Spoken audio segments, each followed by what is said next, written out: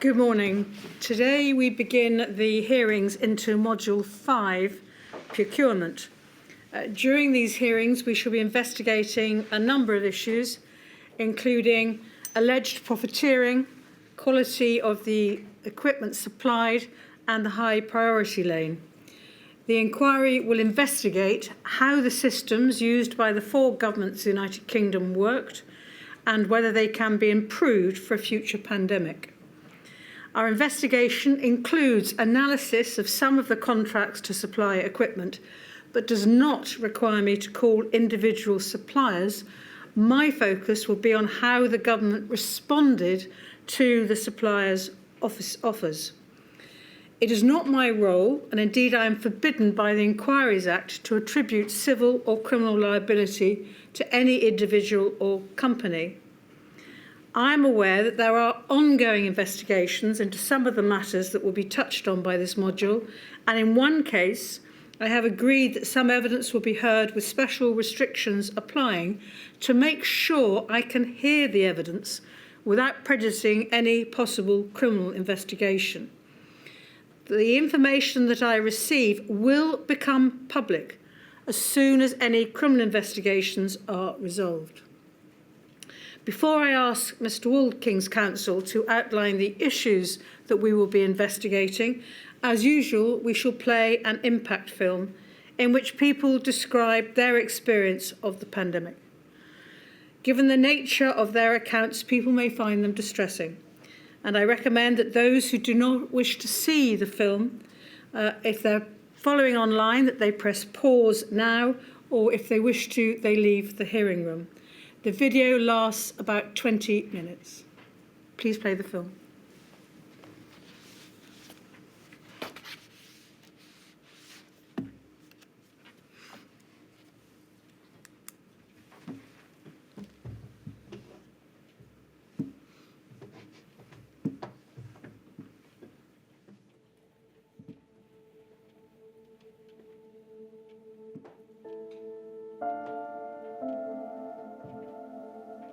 During the first wave, we were trying to get everybody up to speed with how to wear their personal protective equipment properly and so on.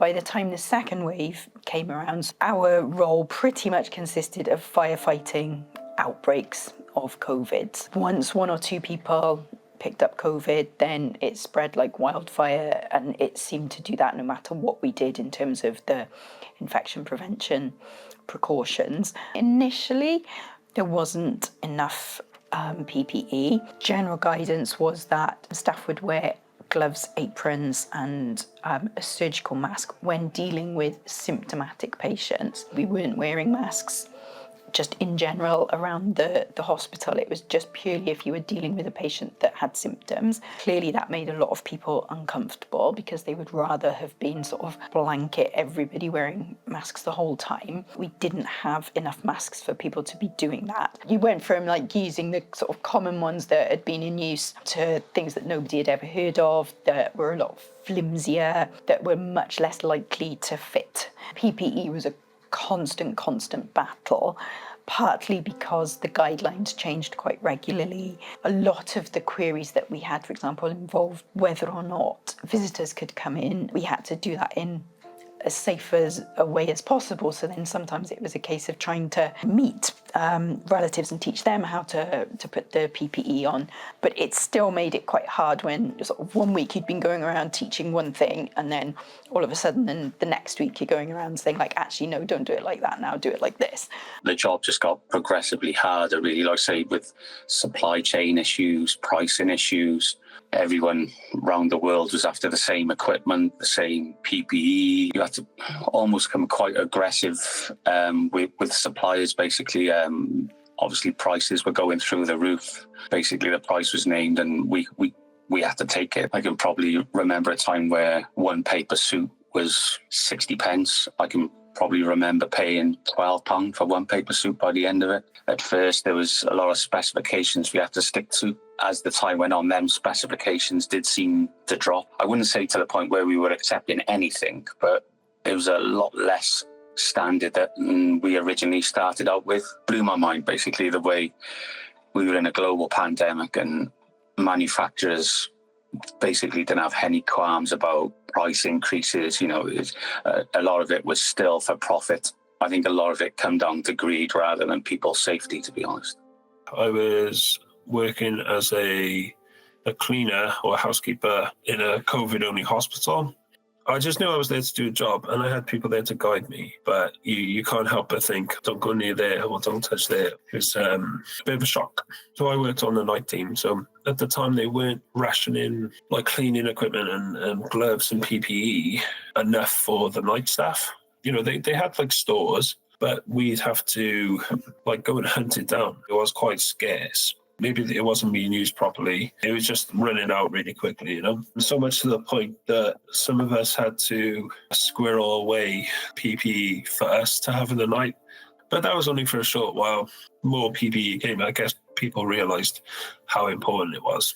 We were just trying our best, doing what we thought we had to do. None of us were cleaners before we went to do this job. I think there was a demand for people to become cleaners at that time because people didn't want to do it.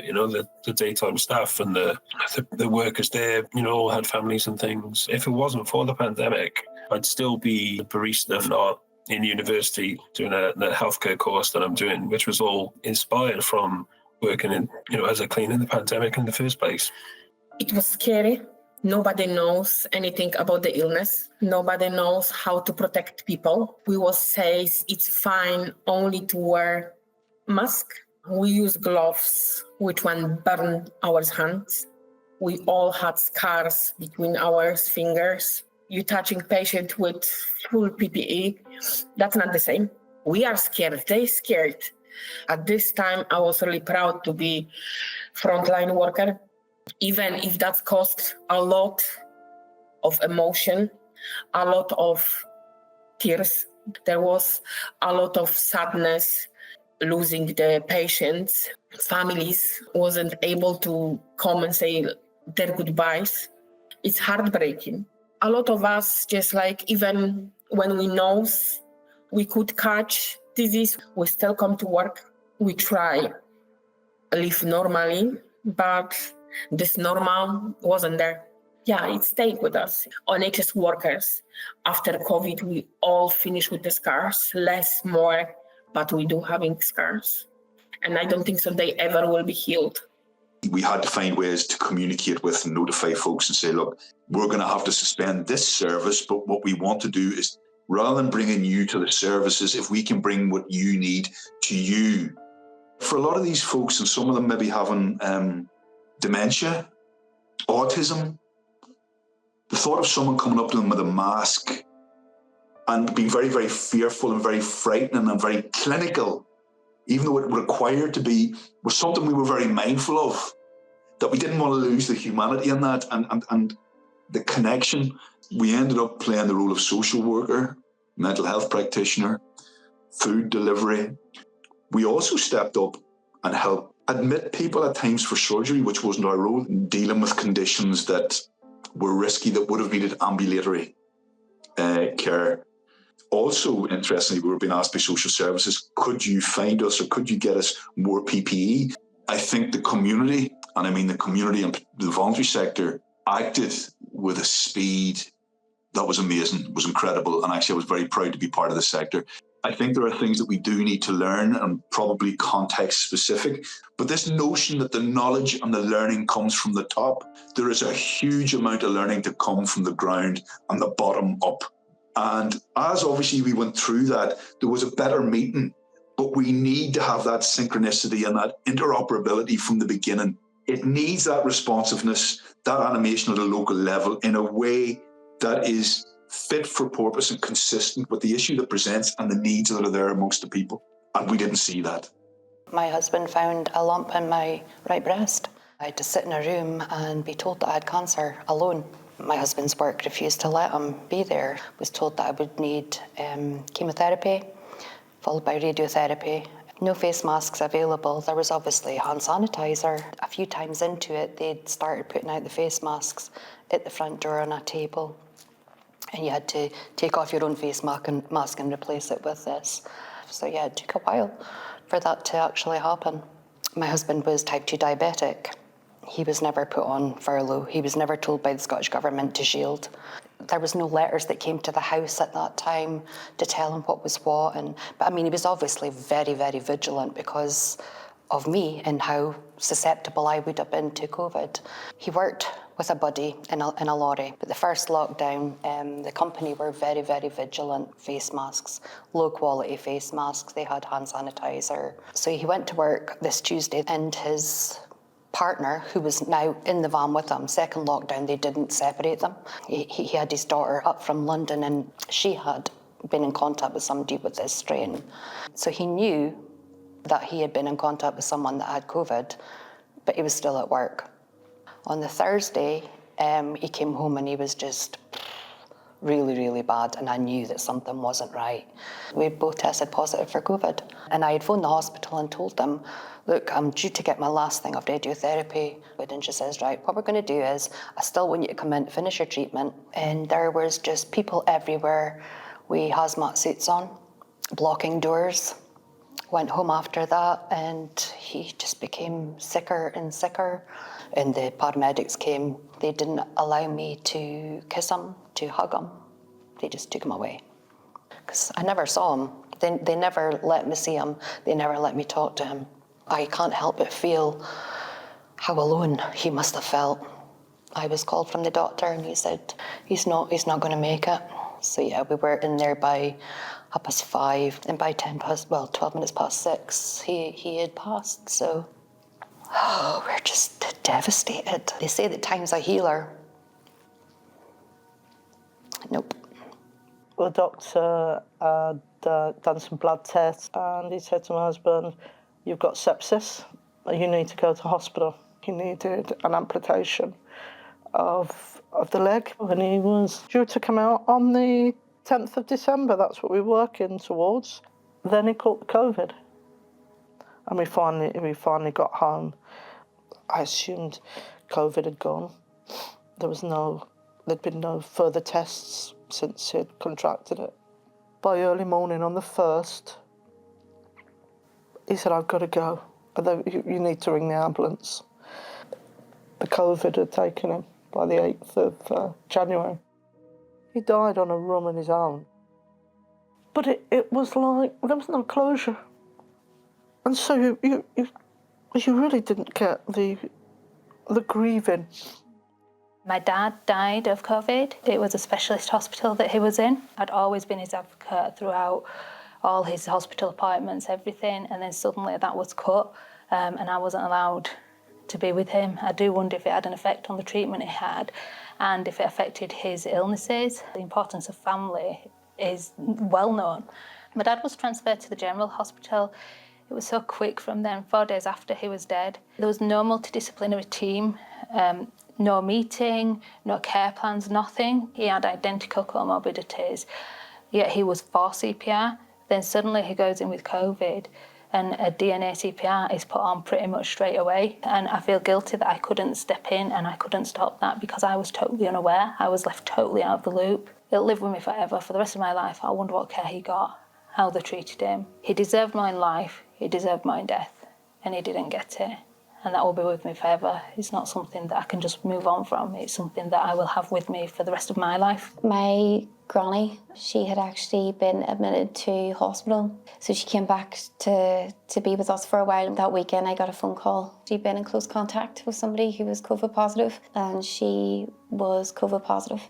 I remember one day my granny was unconscious. We were waiting 5 hours for an ambulance to come get her. She was in the A&E ward for maybe 5-6 days. A doctor had rang me one night out of the blue. Your granny's really not doing well. We reckon that she will pass. We probably need one of you to come out to get the opportunity to say goodbye. At the time when it came to go get fit tested for the masks, anybody who wasn't vaccinated wasn't allowed to go. So it literally only left me. I had the mask on and I remember holding her hand. She had said, go, because I don't want you to see anything in case it happens. I couldn't process why she wasn't going to survive. Like, nobody had told me, why this was the case. And then shortly after midnight, I got the phone call to say that she was gone. She was only 69 and a really young 69. This never would have been her time. And I just feel like that has been robbed with us. It was 2010 that Peter was diagnosed with bowel cancer. I promised him that I would be there every day, February 2020. They called me and they said that he had to go to the hospice. He'd been in there then about 2 weeks. I saw the doctor and I said, I think there's something wrong, but I don't think it's cancer related. I think it's something else. When they were bringing, the nurses were bringing Peter to the window, these girls were in plastic white aprons and a mask, nothing else. Now, how could that protect anybody? It wasn't fair for them, and it certainly wasn't fair for the patients. It should have been even more strict than a care home, I think, you know, because these people were in there to die in peace, and they didn't. They closed the hospice, and all the people that were left were allowed to go home. And he wants to be home to die. So that's what they did. The sadness is something that you have to live with, because I lived alone then. When people are dying with COVID, I'd seen a lot of people die in my nursing career. I hadn't seen anybody die like that. It was awful. So my dad was diagnosed with chronic lymphocytic leukemia. It was more an immunosuppressive condition than a cancer. It was very, very hard on him and on us. He had his final round of chemo, and then a few days later he tested positive for COVID. We understood that he was a lot more susceptible to COVID than most people. They were told that he didn't need antivirals unless he felt very unwell. He was deteriorating again. So again, he was admitted to hospital. We could tell he was really, really poorly and not responding to any treatments that they were providing. Eventually, they realised there wasn't very much else that they could do, and he passed away on the 4th of June. In the aftermath, I felt very, very angry. I somewhat blamed myself as well that I hadn't advocated more for him. He was important and he should have been here to meet his grandson. I've spent all of my life surviving. I wasn't able to have children. I didn't have the career, my chosen career, because I've literally been unwell that entire time with multiple acute episodes. And in fact, one of the conditions, something called transverse myelitis, put me at high risk of having any vaccines ever again. And as a result of all of my conditions, I'm severely immunocompromised and ended up being in the clinically extremely vulnerable category that was allocated. I'm still strictly shielding, and the only thing really that I do is go to essential and unavoidable healthcare. Those at highest risk who were aware they were highest risk, we just bedded down. Access to treatments wasn't straightforward either. But this core group of people who, to be fair, we're not just the old, the fat and the sick. People who are severely immunocompromised are all ages. Children, teenagers, many people with complex autoimmune disease can live for years. You know, I'm living proof of that. I shouldn't still be here. I was 7 years old. I'm 56. People who are clinically extremely vulnerable are fighting cancers that they can beat and stay alive. They're mothers, fathers, daughters, sisters, parents. They have jobs, they run businesses, they contribute to so many people's lives in the economy. What places people like me at risk? Constant transmission and proliferation of a virus without mitigations in society, in healthcare. It's been devastating to me, the society's response to our worth and value. My health has deteriorated massively, physically, emotionally, and mentally. There are so many impacts of us not having had access to protective monoclonal antibodies. I am registered blind.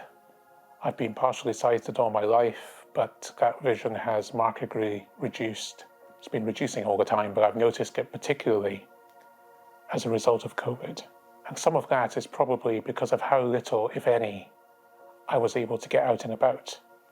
I also suffer from long-term chronic pain as a result of Raynaud's disease. It affects the fingers in both hands. It's exacerbated by stress, by unforeseen circumstances, sudden change, and I guess in a way, things that you can't really control. Pretty much everything the pandemic was. I used to be a very active person. I used to enjoy going out and about in the neighborhood. I used to enjoy getting my steps in and trying to be as independent as possible. I don't do those things anymore. I haven't walked anywhere on my own in over 4 years. Pandemic asked us to stay at home, and we did. It asked us not to go near people. The whole 2-meter thing. 2 meters doesn't work if you need sighted guiding. 2 meters doesn't work if you need someone to take your hand and show you where the pin pad is at a shop counter. 2 meters doesn't work if you need someone to guide you around. If you need somebody to give things to you, to show you, so you can feel things in a shop, so you know what things are. And we knew these things. We knew these things decades ago. And so if there's one thing that makes me angry, for all the contingency planning that we apparently had, for all the organizations that we have that are supposed to look out for people's interests, that are supposed to be there to be the voice of disabled people, that are supposed to increase our prominence so that the world knows that there are people in this world who just need a little bit of extra help and a little bit of extra thought on the part of society. Where were they? The pandemic robbed this world of colour. It robbed this world of all the shades of grey.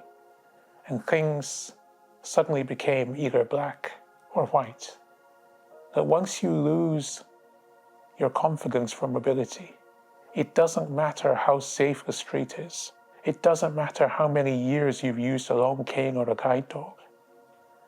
Once that goes, it's very hard to get it back. I used to not be so ashamed of being a visually impaired person because it's not something that we should be ashamed about. All of this didn't have to happen. It wasn't necessary. If we had had the right people around the table, we could have made these decisions quickly. But I don't buy it when they tell me we did this for society. My instinctive question is, which bits of society? Something needs to be put in place to give people the confidence to speak up and say, yes, I need help, and not feel ashamed because of it.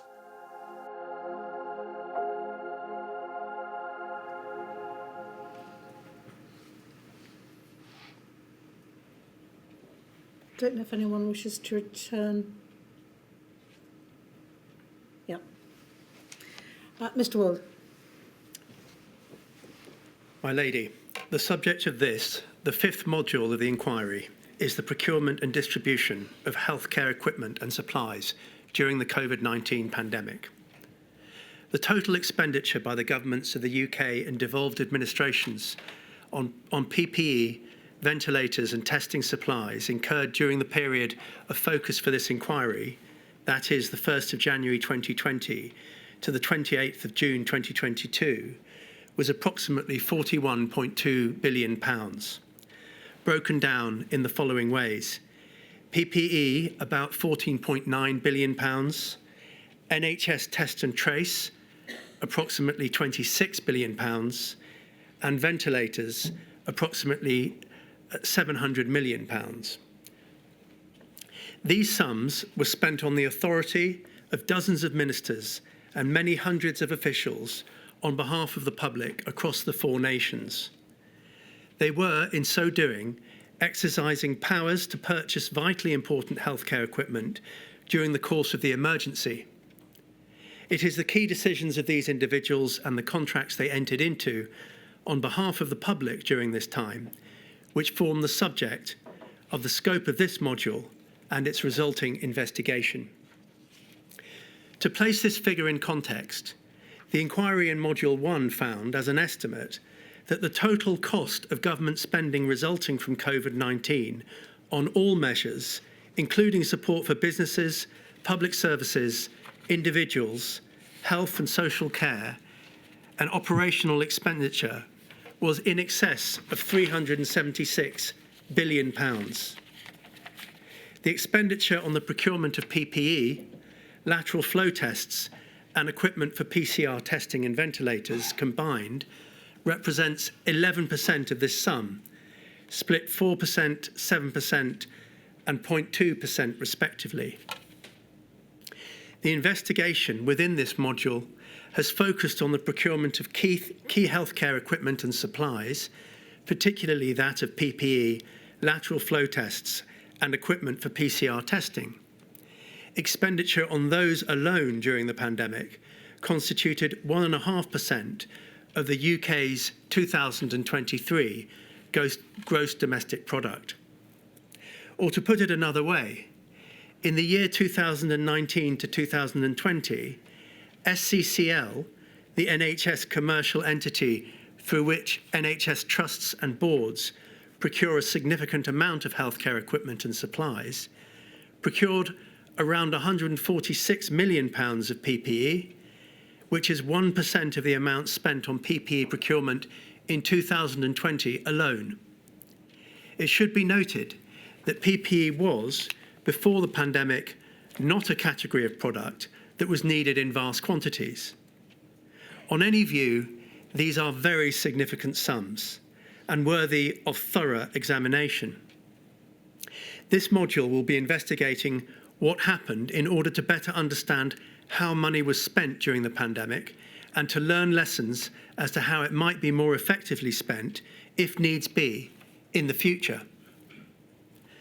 The level of spending on such healthcare equipment was not anticipated by anyone, including His Majesty's Treasury.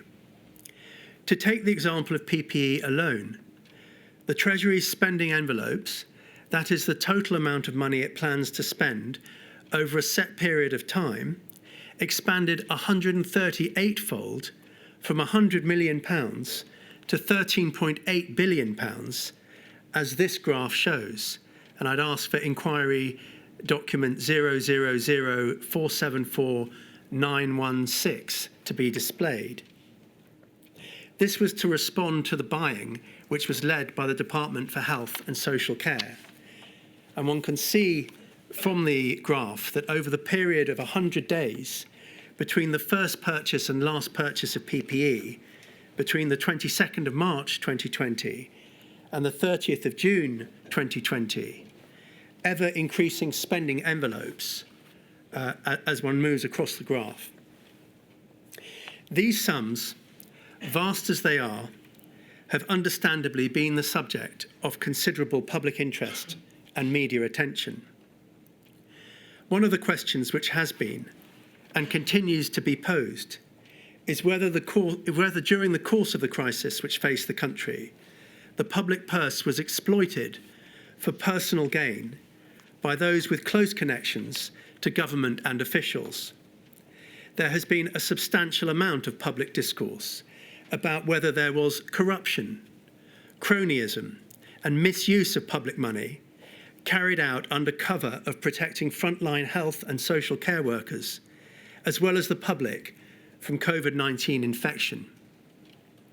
The inquiry has considered not only referrals by those with connections to the then governing Conservative Party, but also those made by political parties, including the Labour Party. It is worth re-emphasising, and my lady, this is a matter to which you have referred in your introductory comments this morning. It is worth re-emphasising an important point already made at preliminary hearings in this module, namely that it is not its function, or that of the inquiry more generally, to investigate any such alleged abuses and make findings as to criminal and/or civil liability. Indeed, my lady has pointed out that you are prohibited from making such findings by Section 2 of the Inquiries Act of 2005.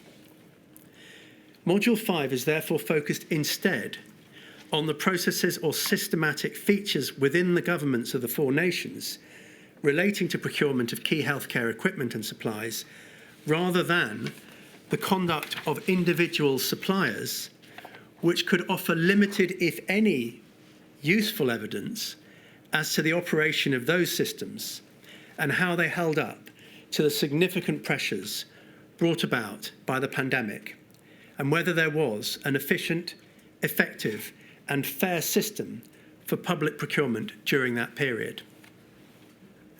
The hearings for Module 5 will cover a broad range of issues identified by the inquiry throughout the investigation. It will examine procurement across the 4 nations and identify differences in practice and any impact that those differences had on the purchase of key healthcare equipment and supplies. It will, of course, cover those areas identified in its scope, as depicted here. And this, my lady, is, you will be well aware, is a document that is available on the inquiry website. It's 2 pages long, and it sets out the parameters of Module 5. There it is. Thank you. A list of issues for Module 5 has been published and is also available on the inquiry website. Key topics or themes deriving from that list and to be addressed across the UK and devolved administrations over the course of the next 4 weeks include the following: procurement systems and their underlying rationales, logistics and distribution, including any impediments experienced, skills, expertise and experience, emergency trade and industrial strategy, regulation, inspection and quality control, governance, transparency and accountability, excess purchasing, waste and disposal, and finally, the importance of data in procurement processes. Module 5 will focus on the operation of the systems and processes for the procurement of PPE, ventilators and oxygen, lateral flow tests and PCR test kits. This is because these are the particular items which the inquiry identified during its investigation as best highlighting the issues which need to be examined as set out in the scope of the module. Taking these 3 in turn, PPE demonstrates the approach to large-scale procurement of high-volume, low-value items and the effect of an open-source approach. Ventilators considers the procurement of highly technical medical equipment and how government worked alongside industry in this endeavour.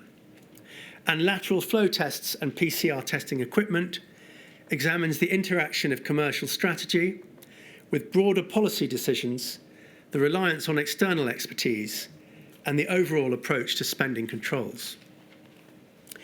We touch on these later on in the issues which arise out of them throughout the hearings. A few words now about the inquiry's investigation in Module 5. Over the course of the next 4 weeks, we will continue to examine how the institutions, ministers and officials of the UK government and devolved administrations responded to the unfolding shortage of PPE and the urgent need to procure ventilators and testing equipment during the COVID-19 pandemic.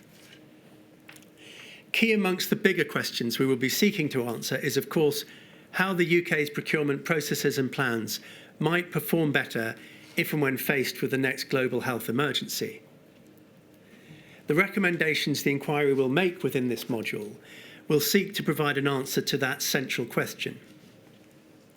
My lady, there is no Every Story Matters report for Module 5.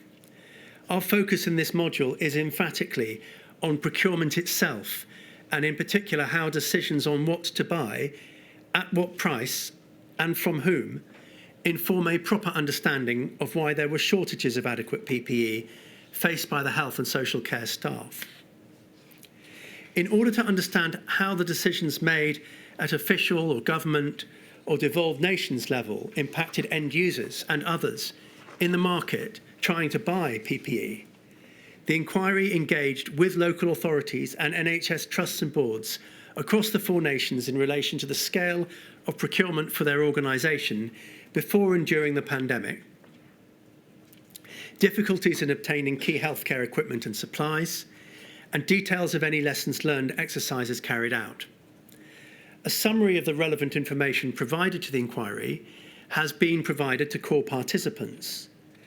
A number of NHS trusts and boards and local authorities were asked to provide written evidence to the inquiry, giving more details about their experiences of procuring healthcare, equipment and supplies during the pandemic. In order to help frame the importance of this module, the decisions that were taken, and the systems and processes to the end user, some start facts and figures are offered here. 91% of NHS trusts and boards in England and Wales who responded reported difficulties in obtaining key healthcare equipment and supplies, with PPE, respiration and ventilator equipment and oxygen cylinders most commonly cited as the most difficult to obtain. They highlighted that in some instances, prices were raised by 64% due to fierce international competition for products.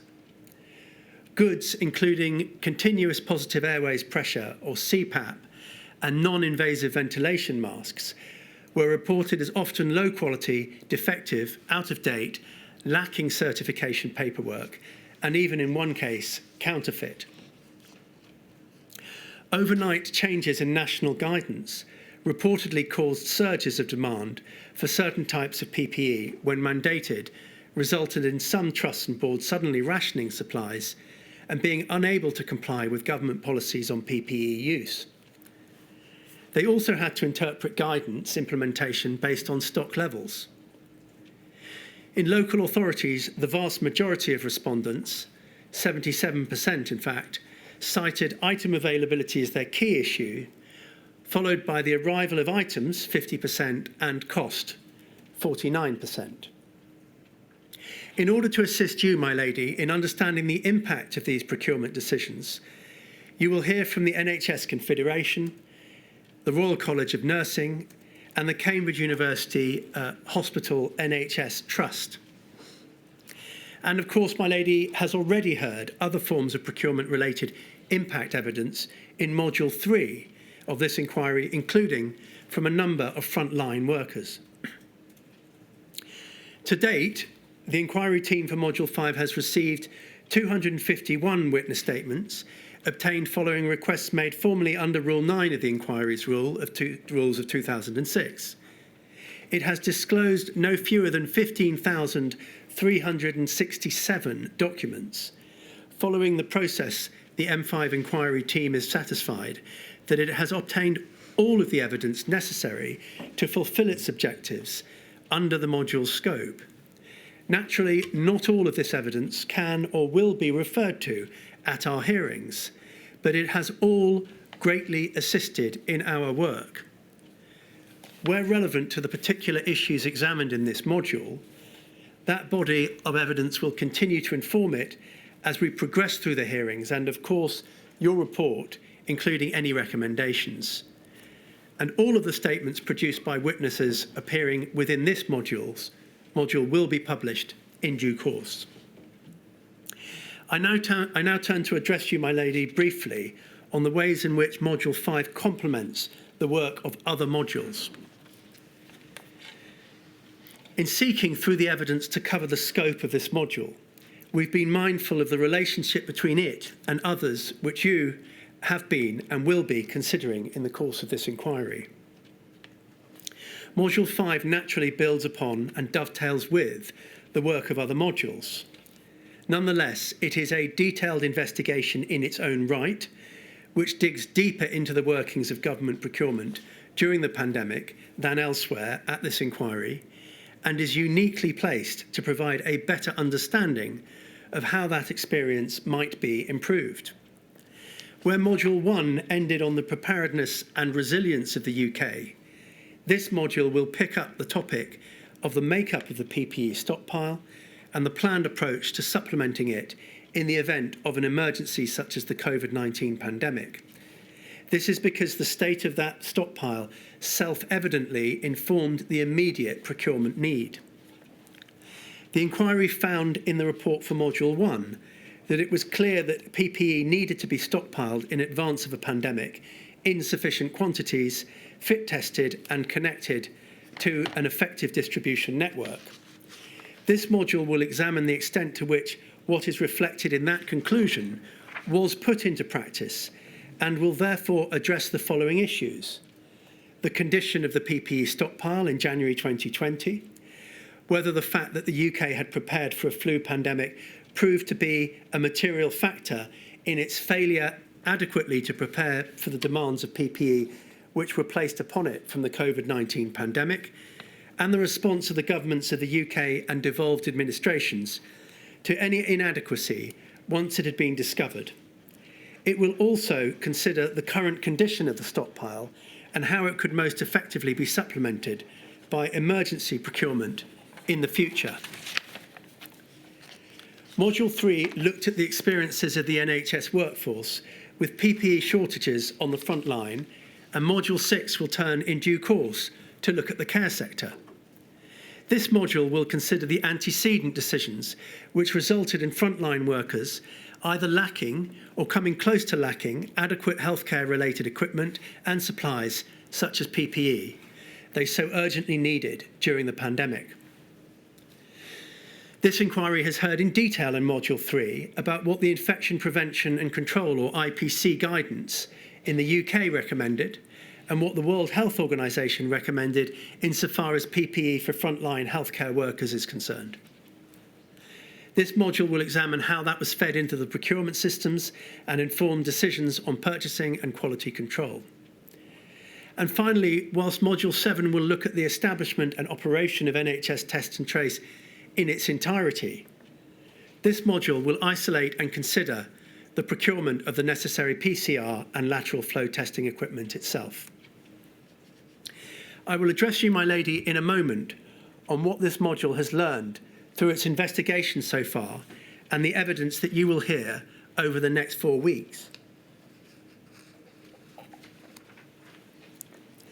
That account is structured in broadly chronological order, which it is hoped will provide a useful backdrop against which to consider and understand the procurement decisions which were taken within the relevant period so far as this inquiry is concerned. There are a number of key dates which we expect will aid the inquiry in framing the evidence in this module. We will come on to how each of them fits within the broader picture of decision-making throughout the pandemic. But before addressing those matters, it is worth pausing to consider briefly what is meant by the exercise which lies at the heart of this module, namely procurement. Put simply, procurement is the process by which governments or public bodies buy items or services over a certain value. Professor Sanchez-Graels will help us put some flesh on those bones and set the scene for the rest of the module. But for now, in essence, when governments or public bodies undertake procurement, they must, to adopt the language of the government's guidance on procurement policy, comply with relevant provisions of law to ensure value for money, which is defined as the best mix of quality and effectiveness for the least outlay over the period of use for the goods or services bought.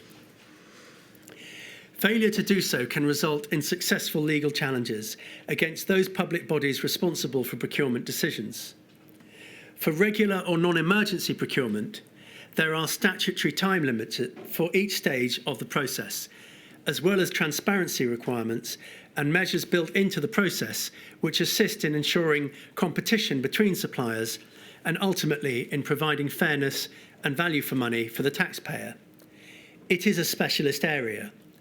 The procurement of PPE ventilators, lateral flow tests and PCR tests is even more specialised.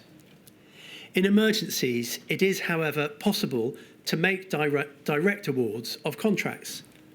This process does not require competition between suppliers and is much faster than business as usual procurement, albeit that transparency obligations are retained by means of post-award publication requirements.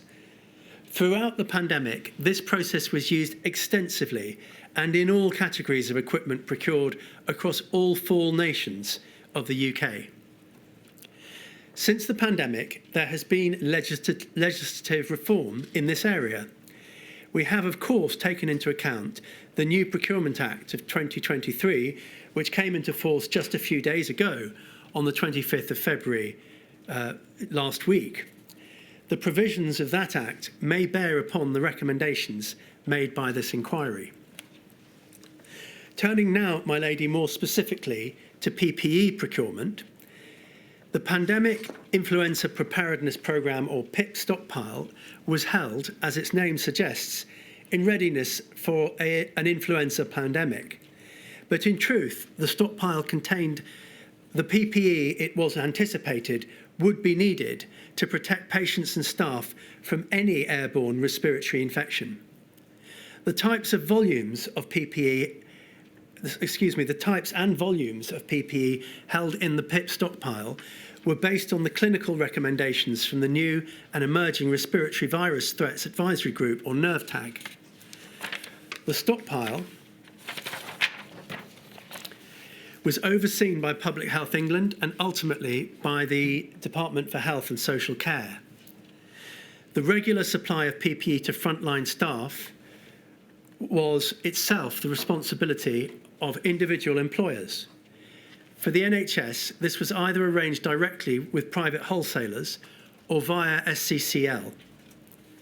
The devolved nature of procurement and logistics meant that there was no centralised or consolidated information on supply resilience in the NHS for PPE at the point the pandemic emerged, nor were there any joined-up arrangements governing procurement and logistics in relation to adult social care.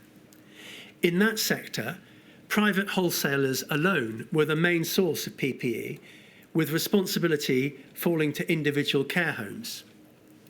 In early February 2020, Public Health England and SCCL were initially confident that together with the PIP stockpile, their procurement efforts placed the UK in a strong position. To put it mildly, they proved to be very wrong. There were two essential problems. Firstly, with the stockpile itself, and secondly, with the contracts SCCL anticipated could be activated in the event of an emergency to supplement the stockpile. The stockpile. According to SCCL, data provided to the Cabinet Office in January 2021, about £112 million, 112 million of the 439 million, i.e. more than a quarter items in the PIP stockpile as of the 31st of January were out of date. Testing was carried out to extend the shelf life of many of these items, and many were subsequently deployed with new expiry dates assigned. The contracts. On the 27th of January 2020, SCCL began to engage with suppliers on what were known as the PIP just-in-time frameworks, which I'll refer to as JITs. These were pre-arranged contracts to augment the supply of PPE and other clinical consumables to prepare for what by then seemed the inevitable arrival of the first cases of the virus in the UK. The first case of COVID-19 in England was not confirmed until the 31st of January of 2020. The first JIT order for 6.8 million FFP3 respiratory masks was placed the very same day. Subsequent orders for products on JIT frameworks followed throughout early February. However, over the course of the same month, it became clear that the JIT contracts would fail. The first of these did indeed fail on the 28th of February. Within the space of 9 days, SCCL went on the 19th of February from having confidence in its ability to supply the necessary PPE to there being, in essence, a collapse of the supply chains into the UK, and with it a commensurate collapse of the confidence it had previously held. What caused this failure? As governments around the world woke up to the scale of the unfolding crisis, export controls and the compulsory requisitioning of PPE by exporting nations commenced. Countries around the world sought to prioritise and protect their own citizens and began to escalate their buying efforts on an enormous scale. But there was a particular problem. Many of the world's manufacturing supply chains led back to one country, China, and this was no different in the UK. As the pandemic swept the globe, there was a near-perfect storm. The realisation that PPE would be a crucial commodity in responding to the pandemic provoked a scramble by nations to acquire it in enormous volumes, which itself drove an exponential rise in demand for PPE around the world. At the same time, lockdowns in key supplying countries caused disruption to manufacturing, and export controls and border closures caused a freeze in distribution. Supply chains for healthcare equipment needed in the pandemic response, such as PPE, had almost entirely broken down. As John Manners-Bell, the inquiry's expert in supply chain management, puts it in his report, the UK was not alone in facing supply chain dysfunction. At the root of the vulnerability was a model which was dependent on offshore production and sourcing from remote, low-cost markets dominated by China. This level of dependence on a single international market, with all the risks, was one of the most important reasons for the market dysfunction which resulted during the pandemic. But this was only one part of the picture. Markets, of course, are not only about supply, but also about demand. As global supply chains collapsed, the market became mired in yet more chaos caused by failures on the demand side.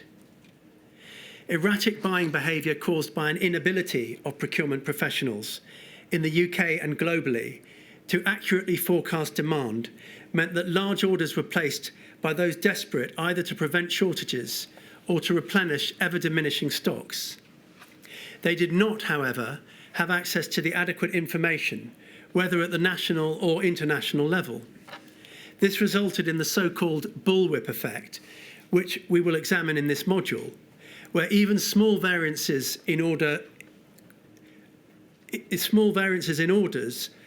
quantities by parties results in much larger orders upstream, and thus excessive levels of inventory being held to meet demand. The sum effect of all of this was that nothing short of a market which had become fundamentally dysfunctional. And so it was that within the first few months of 2020, PPE went from being a product that was in relatively low demand, inexpensive, and bought and sold in an open market, to one in which it had quite suddenly become very valuable, costly and sought after, but traded in extreme market conditions. In this turbulent market, the price of PPE rose rapidly. As compared with prices in the final quarter of 2019, in June 2020, the price of FFP2 respirators had risen by 411%, the price of gowns by 295%, the price of gloves by 288%, and the price of aprons by 172%. Within this dysfunctional market, existing suppliers to the UK and devolved administrations ran out of PPE, and existing manufacturers of PPE ran out of the raw materials needed to make it. By the 27th of February 2020, the WHO acknowledged the acute global shortage of PPE. In the first 2 months of 2020, international exports of PPE from China were down between 13 and 16% compared with 2019, despite the increase in demand due to pandemic preparations. In March 2020, SCL received orders from trusts for over 400 million items of PPE at a cost of approximately £50 million. This compared to an average month in 2019, when comparable figures were 200 million items at a cost of approximately £5 million. Demand for PPE was projected to rise even higher as the number of patients with COVID-19 increased. SCCL had in place arrangements for the distribution of the stockpile and for procurement of PPE, but those arrangements all but collapsed under the strain. It was simply unable to cope. The inquiry will examine the underlying causes of this failure and ask whether anything could have been done to anticipate this and prevent it from occurring. It is clear that the government was left in a quandary as to how it was going to acquire the critical PPE to send health and social care staff working on the front line of the pandemic. For countries such as the UK, which did not have a domestic manufacturing base to produce such healthcare equipment as PPE, it is also clear that there was no choice but to buy it quickly, and to import it from overseas. We now turn to the creation of the PPE cell and parallel supply chain. As ultimately the contracts which this country sought to rely upon failed to deliver the required PPE to the UK, new contracts were formed between SCCL and private wholesalers, but these too were unable to deliver the required level of PPE. In this chaotic market, a new strategy was urgently required. The Cabinet Office and DHSC stepped in. A radical new approach was taken to procurement, not only to PPE, but also to ventilators and testing equipment. But first, staying with PPE. A parallel supply chain was established to procure, transport to the UK, and distribute PPE and supplement the existing infrastructure. A PPE cell was established by the DHSC to manage the effort. The structure and staffing of the PPE cell evolved over time. The initial leadership team was formed of Emily Lawson, the Chief Commercial Officer for NHSE, Major General Philip Prosser, seconded from the Army's 101 Logistics Brigade, and Andy Wood, seconded from the Cabinet Office Complex Transactions team. You will hear evidence from all three of these individuals during the course of M5's hearings. The PPE cell brought together staff from the DHSC, NHS England, commercial experts from across government, and members of the armed forces.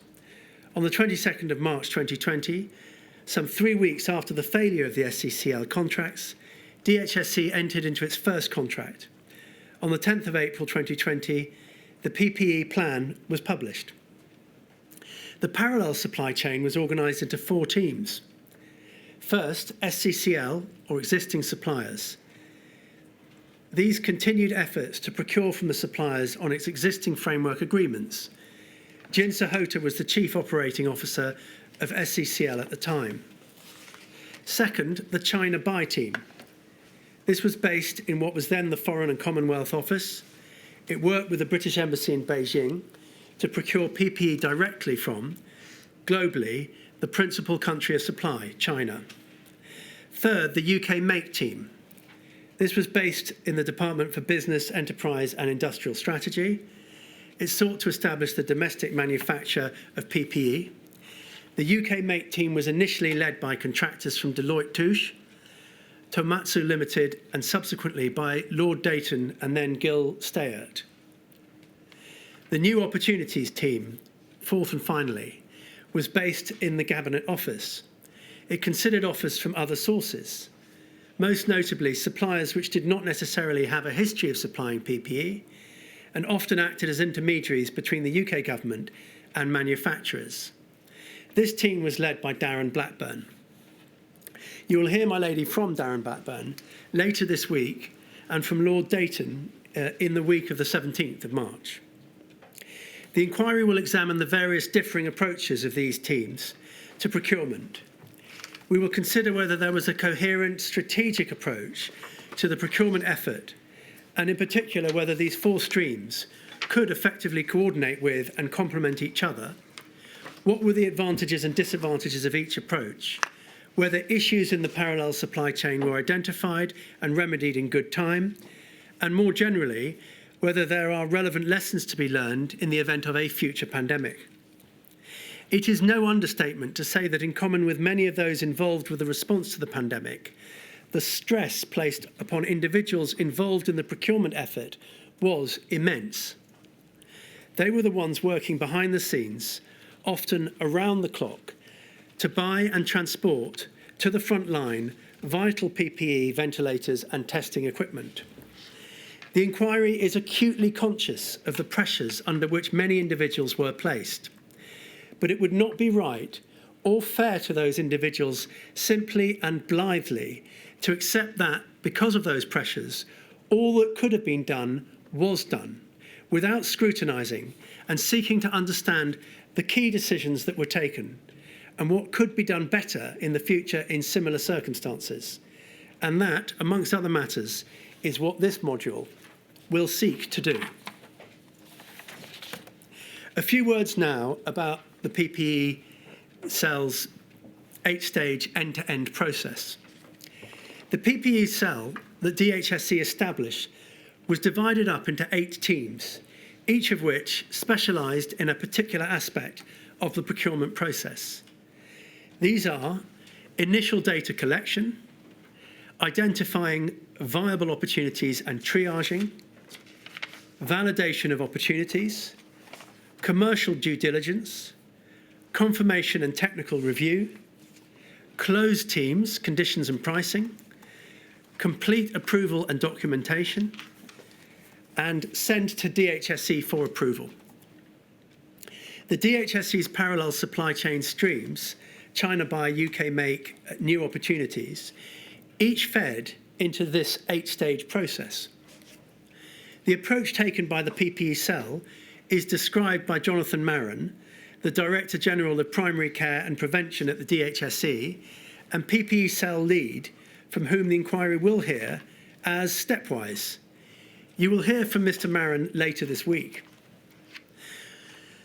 What this meant in practice was that offers were progressed through a series of checks, including technical assurance of the product being offered and due diligence of the PPE supplier and/or manufacturer. Where an offer was considered suitable to be progressed, the final decision was taken by the department's accounting officer or an official with delegated authority. You will hear evidence that those involved in procurement were bombarded with information at every stage of a potential contract's journey, reliant on cumbersome and disjointed information technology systems and excessively bureaucratic processes, and under extreme time pressure to make critical decisions about contracts worth many millions of pounds. What was the answer to this data overload?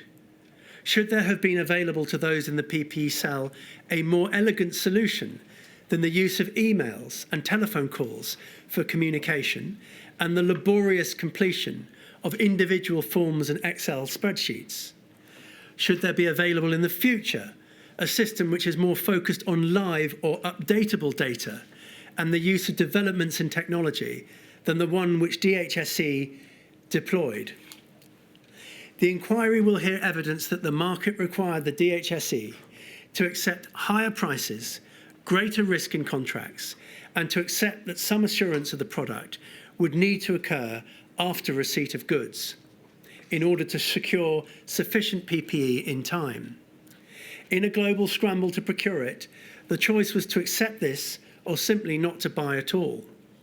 The inquiry will hear that faced with this choice, it prioritised securing sufficient PPE to meet health and social care needs. As the inquiry has heard in Module 3 from Sir Christopher Wormold, then the DHSC Permanent Secretary, bluntly, I would much rather be answering questions about why we ended up with too much PPE than other questions.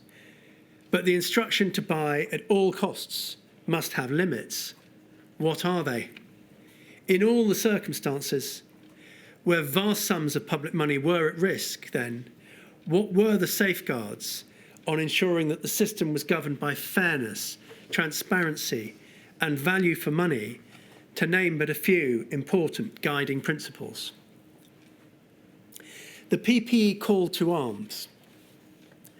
On the 10th of April 2020, the Secretary of State for Health and Care and Social Care, Matt Hancock, issued by way of public announcement a call to arms. Businesses which could supply PPE to the UK government were invited to come forward. Following the call to arms, approximately 24,000 offers across 50,000 categories of PPE were made from over 15,000 suppliers. The inquiry will hear evidence as to the effect of this call to arms on the whole procurement system. It will consider the advice and strategy which underpin the policy and whether the system was prepared for the avalanche of offers which followed that call. It will also explore how it adapted and responded and what kinds of suppliers came forward.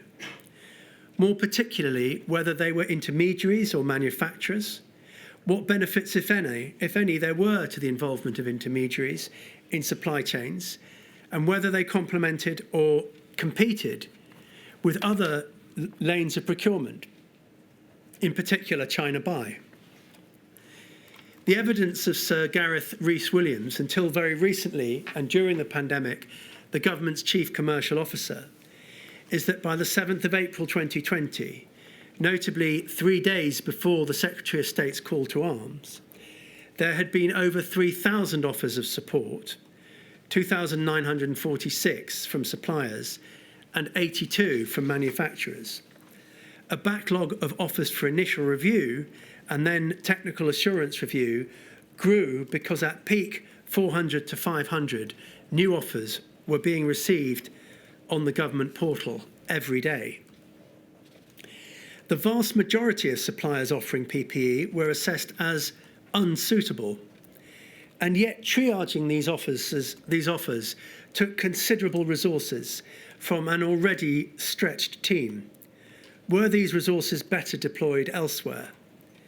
Related issues which fall to be considered include whether the UK's international procurement response was effective, how this response complemented other aspects of the UK's procurement drive, such as the domestic manufacturing effort, whether the UK organised its procurement efforts adequately to ensure that controls on spending and quality were applied, and whether it adapted rapidly enough to take into account changes in policy, guidance, regulation, and the building up of inventory within the system, struck an appropriate balance between speed of procurement and the risk of acquiring substandard kit, and benefited from an efficient and robust system of regulation and inspection.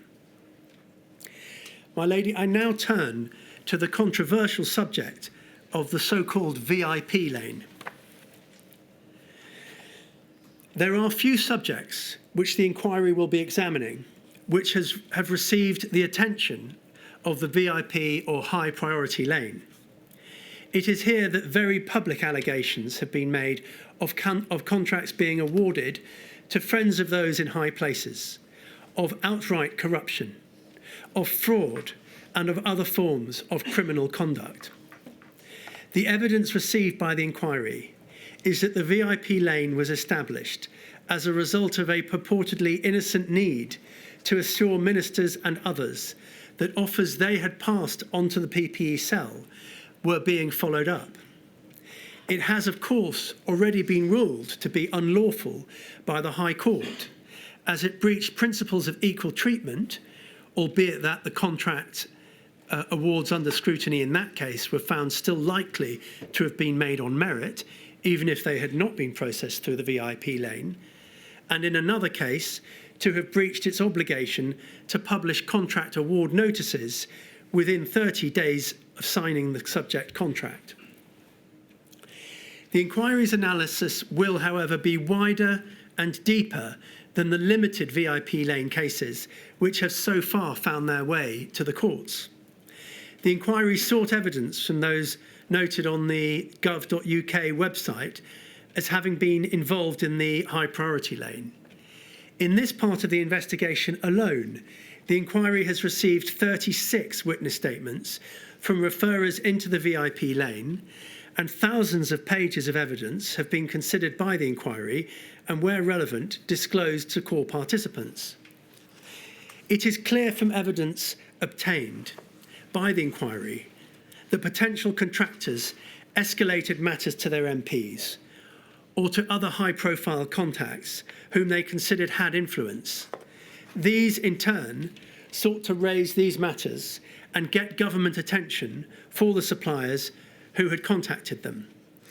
We will explore whether the management of expectations of such VIP referrers was a necessary and reasonable use of limited resources, whether the shepherding and acceleration of offers received via the HPL, the high priority lane, conferred an advantage on those making such offers when compared to those received from outside the HPL, and whether disclosure of VIP identities seeped into the decision-making process itself.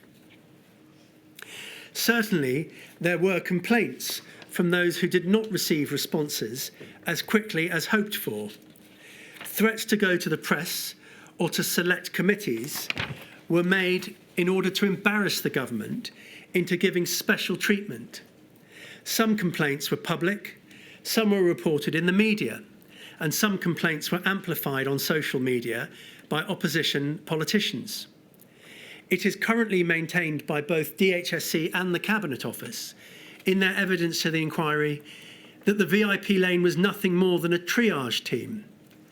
There was no separate VIP stream for offers, that due diligence and technical compliance checks were carried out in the same way, regardless of the provenance of the offer, and that there was no favouritism as a result of entry into the VIP lane. This is not reflected in some of the contemporaneous evidence and will be examined in the coming weeks. It is clear that the likelihood of a contract award was significantly higher if an offer had come through the VIP lane. The Government Internal Audit Agency, or GIAA, found that approximately 10% of the companies who went through the high priority lane were awarded contracts, compared to approximately 1% of non-high priority lane companies. The evidence of Sir Gareth Rees-Williams confirms the disparity in success rates within and outside the HPL. But even this figure failed to tell the full story, since a number of suppliers secured numerous procurement contracts. The inquiry's own investigation, based on the data provided to it by DHSE, has revealed that although HPL offers made up only 1.8% of those received, they constituted 30.7% of all contracts awarded to suppliers, and that by marked contrast, only 1.1% of offers received outside the HPL managed to do so. In other words, the advantage to being in the HPL was 17-fold rather than the 10-fold cited a moment ago. This disparity is illustrated and summarised by two graphics, which I'd ask to be put up on screen now. The first is inquiry document 000474992, and the second is inquiry document 000474993. And what these side-by-side graphics show is the significant advantage in terms of success rate of being within the high priority lane, with an absolute number of offers at 430, 115 of those offers being successful. So a 30.7% strike rate on high priority offers made. By contrast, if we look at the non-high priority lane offers, 23,570 were made, and that figure constitutes 98.2% of the total made, with the success rate, if we move over to the other graphic, being a figure of 259 in absolute terms.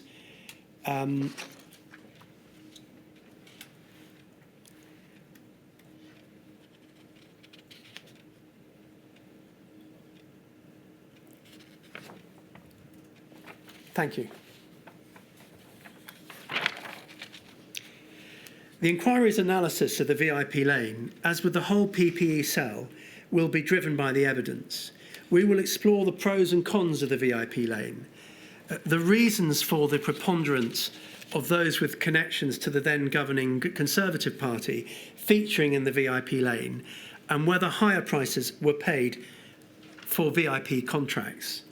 My lady, I don't know if that's a convenient moment to pause. Certainly it is. I shall return at midday.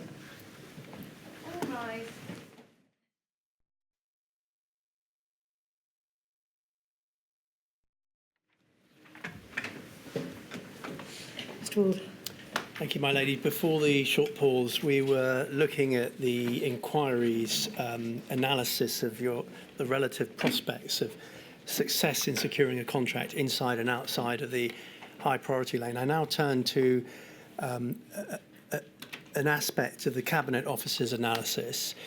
The Cabinet Office's analysis of the operation of the PPE cell and VIP lane is represented in a particular chart in the form of a funnel diagram. It's INQ 497031, which summarises if one looks at the top half in blue, non-HPL offers funnel down quicker, essentially, than high priority lane offers. And one can see from the list at the side the reasons for dismissal of offers. But there's a much quicker narrowing down of offers outside of the HPL than inside it. This chart serves to illustrate at a high level the scale of the efforts to triage and then refine the very many offers which received, and also, as I say, the relative prospects at each stage of that sifting process. Thank you very much. I turn now to thematic reviews of contracts and also the closed hearing day to which, my lady, you have referred in your introductory remarks. The inquiry sought detailed evidence from DHSE in relation to each contract awarded for PPE, including for such critical items as masks, gowns, and eye protection. The DHSE contract schedule sets out in relation to each contract the route of each one, UK make, China buy or new buy, the price paid, whether the contract was met, and if not, the reasons why not. The schedule essentially provides a detailed analysis of the areas of scope of Module 5. It is a significant piece of evidence and has assisted the inquiry in obtaining a detailed impression of PPE procurement during the pandemic. We have selected a number of examples of procurement offers, including from the high priority lane, designed to examine how the system stood up to the experience of particular referrals and to illustrate how certain themes played out within the procurement process. Because those examples include referrals into the HPL of a company, PPE MedPro, which is currently the subject of criminal investigation, evidence relating to that case will be heard in a closed hearing. This follows a decision you made, my lady, to grant a restriction order on the 25th of January of this year, having balanced the competing public interests in that evidence being heard publicly and those in avoiding prejudice to any future criminal proceedings. And, my lady, as you made very clear in this morning's remarks, but is worth perhaps re-emphasising, according to the terms of that order, both core participants and a number of accredited journalists will have access to the single day of closed hearings. And once any criminal process has run its course, no matter its ultimate outcome, the recording, transcripts and evidence adduced in the closed hearings, together with aspects of your reports which may touch on sensitive issues within the meaning of the restriction order, will be made public.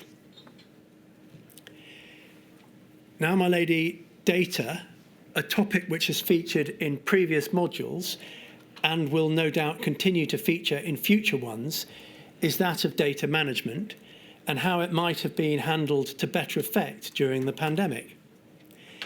In some respects, within the PPE cell, there may have been too much information for individual officials to properly absorb, consider and analyse.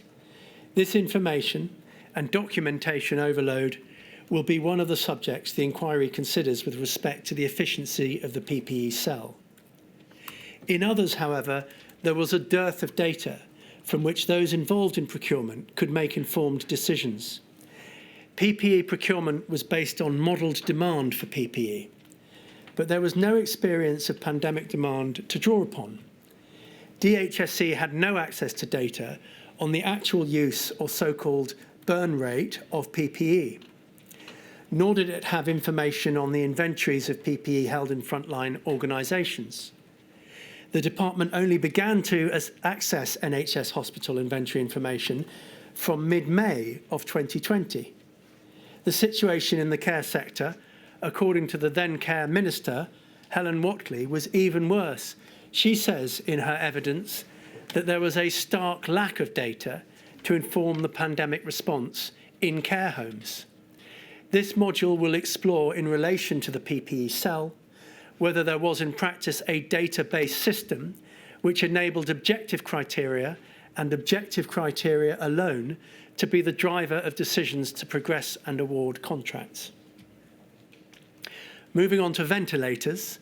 Ventilators are very specialised items of medical equipment.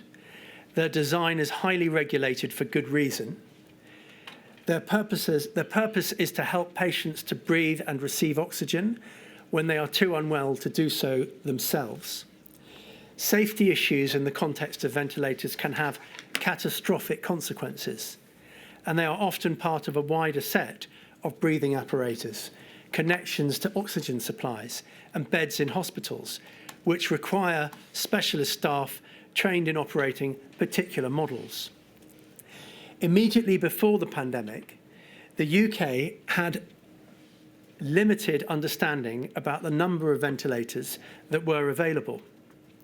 In the early pandemic of March 2020, as the UK witnessed distressing scenes in Italy, it appeared we were facing an imminent and dire shortage of ventilators, which, if not quickly addressed, would place significant numbers of patients at risk. The NHS counted up to 8,000 ventilators in operation across the UK, but there were fears that hospitals would run out of sufficient ventilator capacity within a matter of weeks. In February and March, estimates of need varied between 59,000, 90,000 and 138,000 ventilator beds.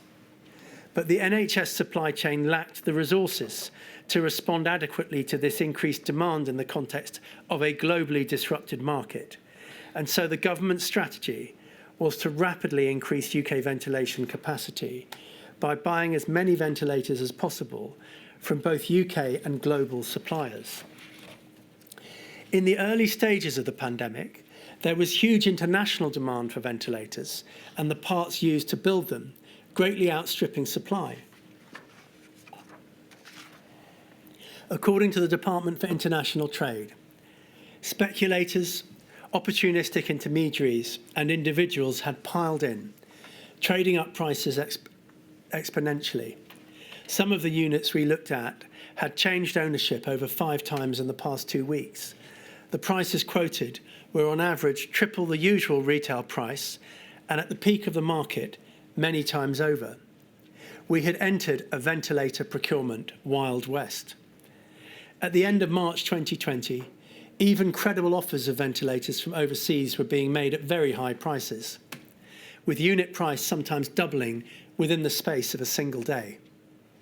By the 30th of March 2020, DHSC anticipated a shortfall of 8,000 ventilators for April of that year, leading the department to conclude that the procurement of these ventilators was necessary, despite the price being 2 to 3 times above the average price range typical outside of the pandemic. On the 3rd of March 2020, the COVID-19 Oxygen Ventilation Medical Devices and Clinical Consumables Programme was jointly established and funded by DHSC and NHS England, NHSI, to enable NHS organisations to meet demand for oxygen, ventilators and consumables during surges of COVID-19. On the 13th of March, a ventilator target of 30,000 was set for delivery by the end of June 2020. As it was clear that it would not be possible to procure enough ventilators for 30,000 beds, however, on the 16th of March 2020, the Prime Minister announced a call to arms to British industry and organisations to help the UK step up production of vital medical equipment, asking manufacturers to offer their skills and expertise, as well as manufacturing the components for ventilators and related equipment themselves. This manufacturing drive came to be known as the Ventilator Challenge and had 2 strands, one focusing on offers from established suppliers and the other focusing on new suppliers of ventilators for England, Scotland, Wales and Northern Ireland and for overseas territories. DHSC was responsible for managing the offers from established ventilator suppliers, whilst the Cabinet Office took responsibility for managing new suppliers with the aim of making 30,000 ventilators in just 8 weeks. The Department for Business, Energy and Industrial Strategy managed a triage process to narrow down offers received to those that were most credible and to ascertain which offers of equipment made were credible. Potential suppliers through the Ventilator Challenge presented their ventilators to a group of clinicians and staff from MHRA, the Cabinet Office and PA Consulting, which in turn made recommendations about whether to select certain ventilators for use in the NHS. The ventilator parts market faced the same type of global competition and disruption as PPE products, complicated by the fact that the UK designs shortlisted in the Ventilator Challenge were often competing for the same components. Transport management and provision was sometimes undertaken on an ad hoc basis in response to events rather than in a planned manner. Changing understanding of COVID-19 led to evolving specifications for the numbers and type of ventilators required. The peak requirement for ventilators was only 13,000, and the original target was reduced in April to 18,000, leaving a surfeit of parts which had already been procured. In fact, demand in England for mechanical ventilators peaked at just under 4,000 ventilators for COVID and non-COVID patients between the 12th and the 18th of April 2020. At the time of the process, 3 of the 12 candidates' designs were approved by the MHRA for manufacture. The Cabinet Office also supported the scaling up of the production of 2 already approved devices. Many of the other additional ventilators which were sourced came from China, and as with PPE, in some cases, there were quality control issues leading to the rejection of ventilators which were considered unsafe. Ultimately, however, the UK ended up with more ventilators than were needed during the peak of the pandemic. By the 30th of May 2022, the UK had stockpiled 30,000 ventilators, over half of which had been produced by the Ventilator Challenge. So far as ventilators are concerned, this module will probe whether the government achieved the most robust procurement possible under the timescales required, whether its decision to directly award contracts in the Ventilator Challenge exceeded the limits for extremely urgent procurement, and whether some alternative course might have been preferable. I move now to NHS Test and Trace. NHS Test and Trace began as a task force reporting to the Prime Minister. It was formally established as an entity in its own right on the 28th of May 2020 under the leadership of Baroness Dido Harding, with responsibility for leading a mass-scale national testing and tracing service for COVID-19. NHS Test and Trace would subsequently, in 2021, be absorbed into what would become the UK Health Security Agency. In March 2020, only NHS pathology laboratories, a few research sites and public health laboratories in the UK had the ability to test for COVID-19. Total testing capacity, using what was then considered to be the gold standard for testing, PCR, was estimated in practice to be just 3,000 a day. It was deemed this needed to increase at scale and speed to 100,000 per day by the end of April 2020 and 200,000 a day by the end of May 2020 and beyond. A call to industry was made on the 2nd of April 2020 by the Secretary of State for Health and Social Care.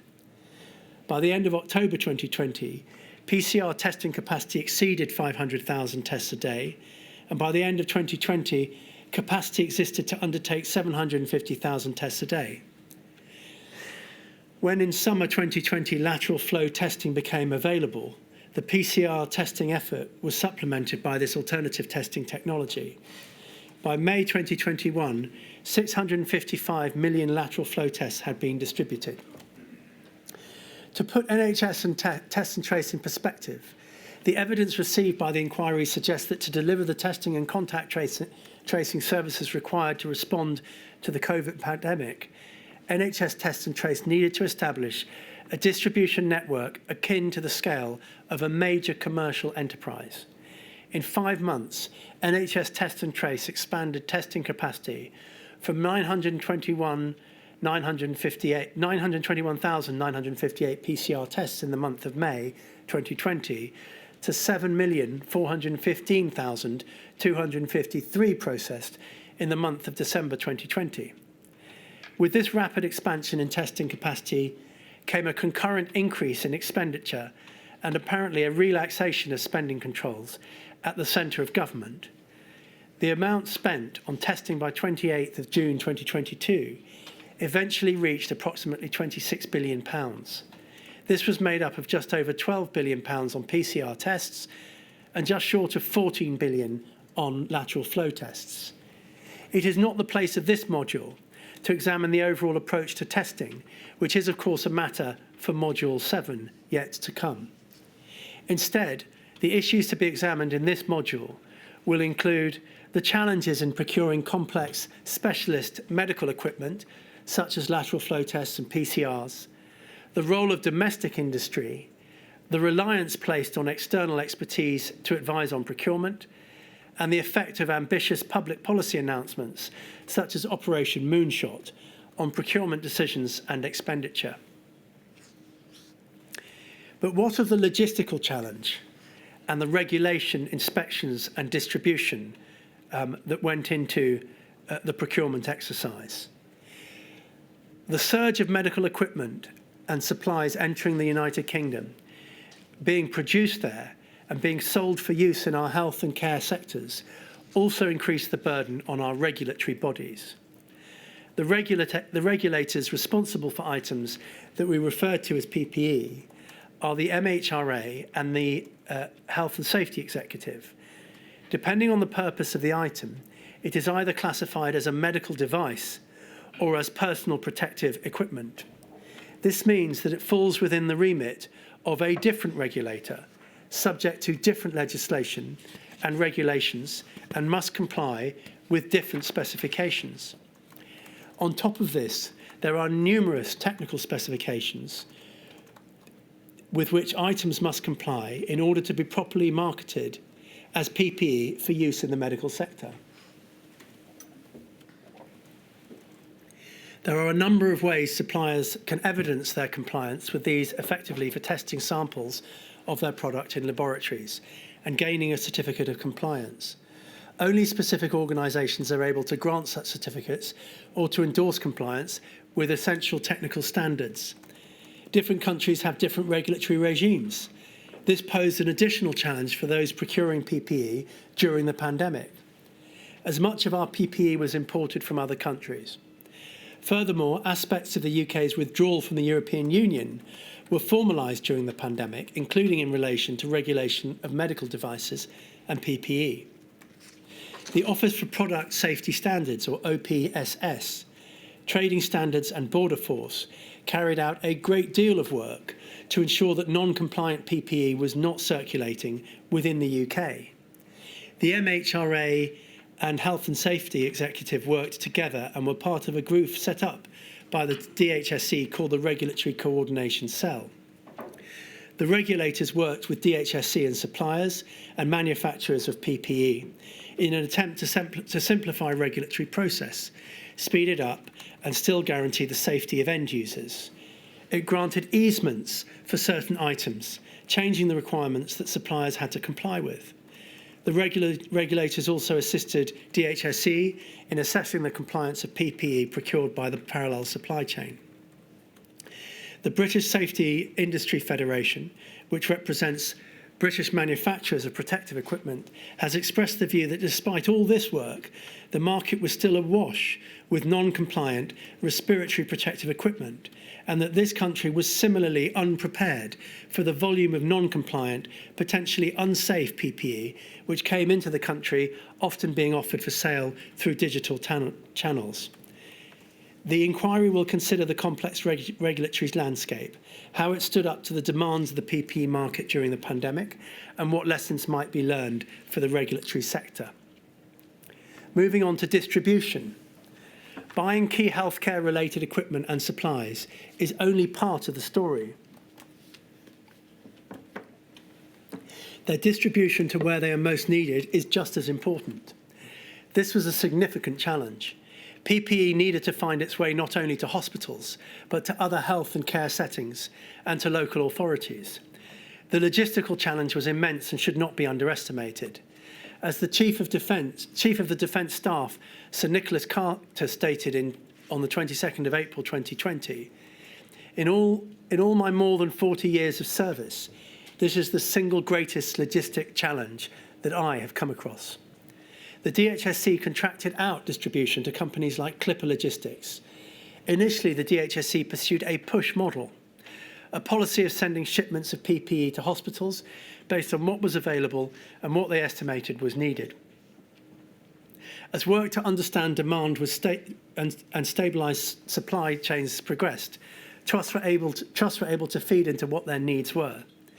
The enormous volumes of PPE purchased, mainly from China, had to be transported to the UK.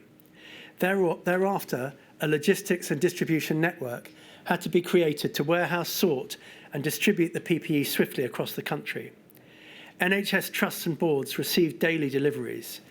Trusts have raised concerns about the performance of Clipper Logistics, the company used to distribute items. They have also raised concerns about the quality of the PPE and difficulties in the early months of the pandemic in obtaining the PPE which they ordered. From the 6th of April 2020, local resilience forums received PPE for distribution to social care and other services that could not access PPE supplies in other ways. But most small social care providers and GPs, totalling 20,000 individual providers, had signed up only until June 2020 to a new e-portal that allowed them to order free PPE directly from the parallel supply chain for delivery through the mail service. By the 28th of July 2020, DHSC had plugged the gap and was directly supplying PPE to over 58,000 locations, drawing on the help and expertise of the Ministry of Defence. By the 27th of September 2020, approximately 4.05 billion items of PPE had been distributed to around 58,000 locations. This compares with an estimated 2.04 billion items distributed and used in the NHS over the course of the whole of 2019. The NHS supply chain was complex pre-pandemic, with trusts using a number of suppliers to provide PPE. SCCL was designed to serve only 240 NHS trusts and boards, and, as at 2018, had an approximate market share of 38% of the market for medical consumables. It is also important to note that SCCL was not, prior to the pandemic, serving as the sole source of supply of goods or PPE to the NHS. Its role therefore changed substantially and dramatically during the pandemic. I move on now to the devolved administrations.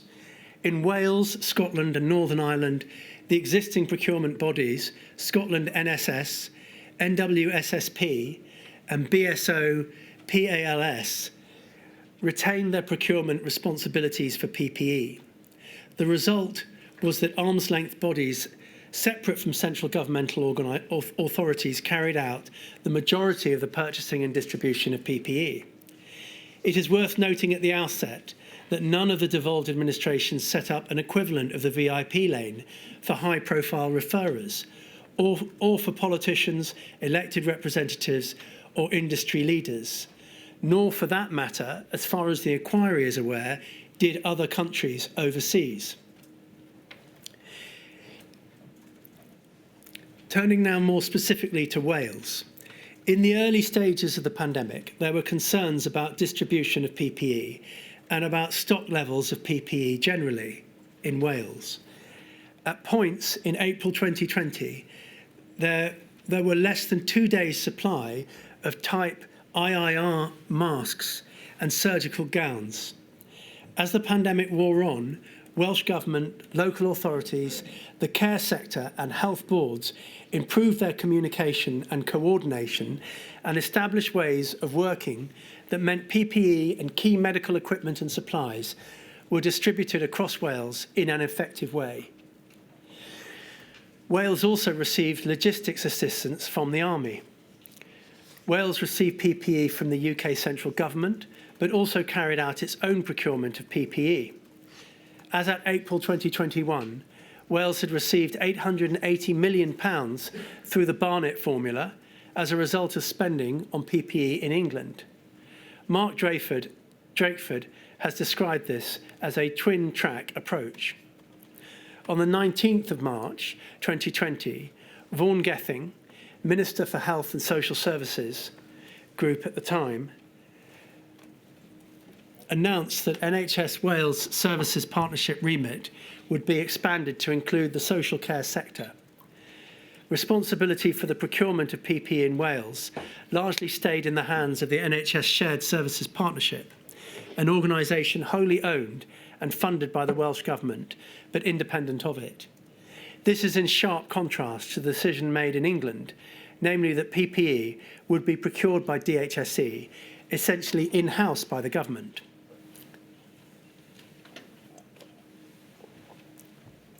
Procurement decisions for PPE in Wales were thus made by staff at NHS Shared Services Partnership rather than by civil servants or ministers.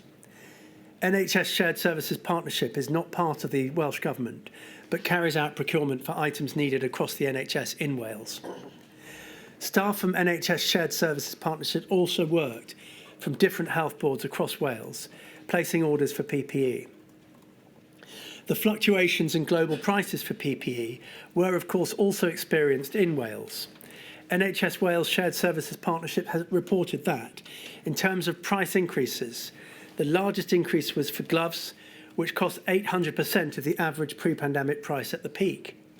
At a local level, local authorities used the National Procurement Network to share information about PPE prices and orders, but local authorities were operating independently to place orders and secure their own supplies of PPE. This brought together the heads of procurement from each of the 22 Welsh local authorities. Individual local authorities did not have the same bulk purchasing power as NWSSP and sometimes found themselves paying significantly higher prices than NWSSP. The Welsh National Procurement Service assisted in combating issues such as erroneous or fraudulent compliance markings and certificates and exploitative pricing. While there was some support from NHS Shared Services to local authorities in the early months of the pandemic, arrangements between NHS Shared Services Partnership and the Welsh Local Government Association were not formalised until the 12th of October 2020, when NHS Shared Services Partnership formally undertook to provide social care settings with the appropriate PPE for the duration of the pandemic. The Welsh Local Government Association has told the inquiry that after the early stages of the pandemic, supplies were distributed equitably across Wales and that they were close collaborative relationships across public sector services in Wales and Welsh Government. A collaborative approach was also taken by Welsh Government at central level. For example, Mark Drakeford established a COVID core group and 2 leaders of the opposition were invited to attend. Surveys conducted by the Royal College of Nursing suggest that confidence in PPE supply increased over time, including amongst frontline workers. However, Audit Wales identified the need for improvement in due diligence processes and noticed increased risk-taking by NHS Shared Services Partnership, including in making large advance payments. NHS Shared Services Partnership did not meet its obligations under the procurement regulations to publish contract award notices within the deadlines. The Health and Social Care Services in Wales, Health and Social Care System in Wales, also struggled initially to gather reliable data on stock levels and usage rates of PPE. NHS Shared Services Partnership asked Deloitte to carry out modelling work. There were challenges in developing reliable models due to discrepancies in adherence to guidance across different health and care settings, and unilateral decisions taken in some health boards to provide higher levels of protection to staff than required by guidance. Wales also invested significantly in its domestic manufacturing industries.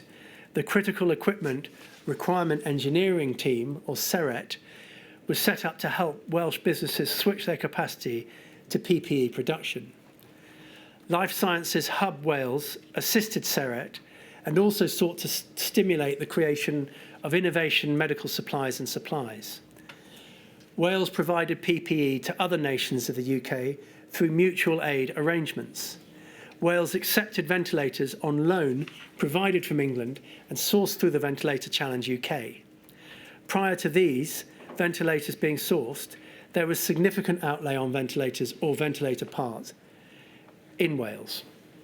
Wales also invested in its own COVID test processing capabilities, but procurement of LFT, lateral flow test and PCR test kits was carried out by the UK central government.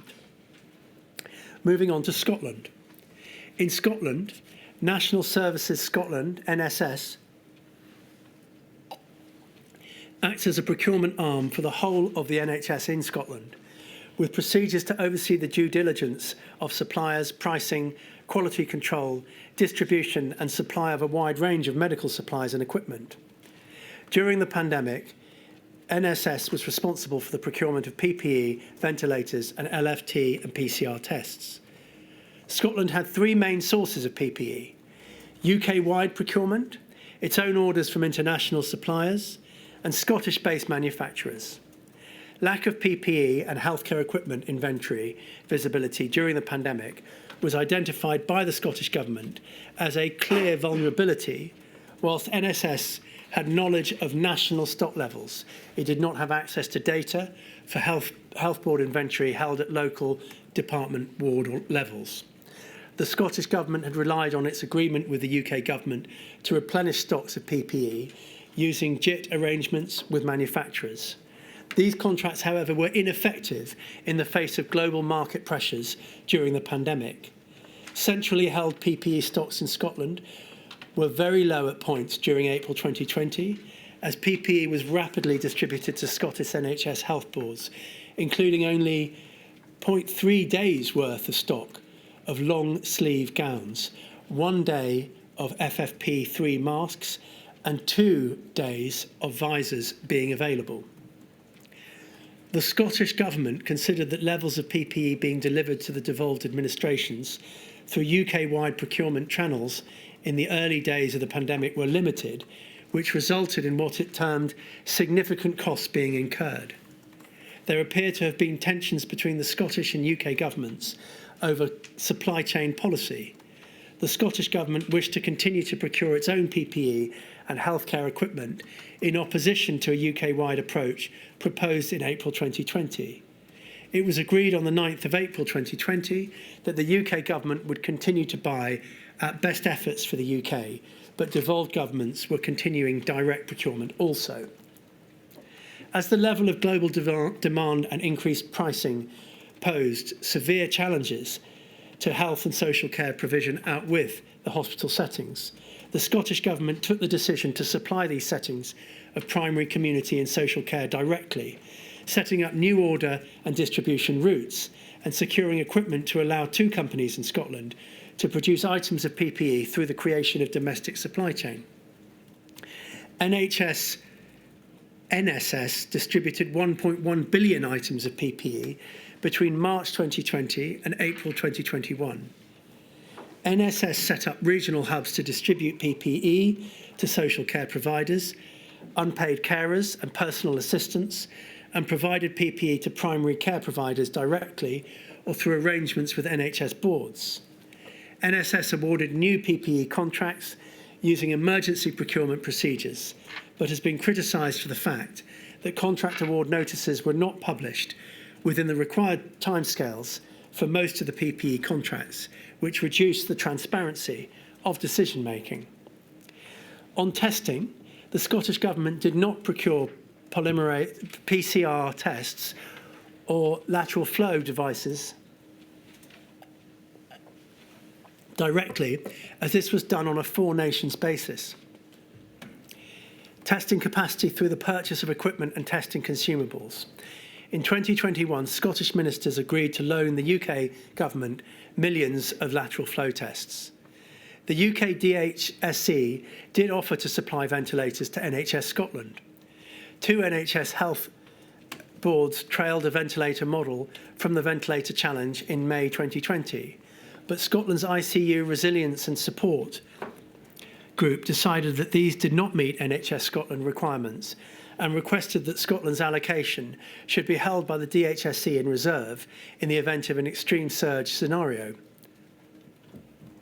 Alongside efforts to secure additional ventilation equipment, the ICU Resilience Group undertook to repurpose anaesthetic machines to mitigate against any potential shortage of ventilators, which in Scotland was considered less of a risk to the NHS than utilising unfamiliar brands of ventilators, especially when the workforce was already under such pressure. NHS Scotland also secured equipment on loan from the UK DHSC, with Scotland allocated up to an 8.2% share of all the equipment procured or stockpiled, and a small number of ventilators were accepted of brands familiar to NHS Scotland.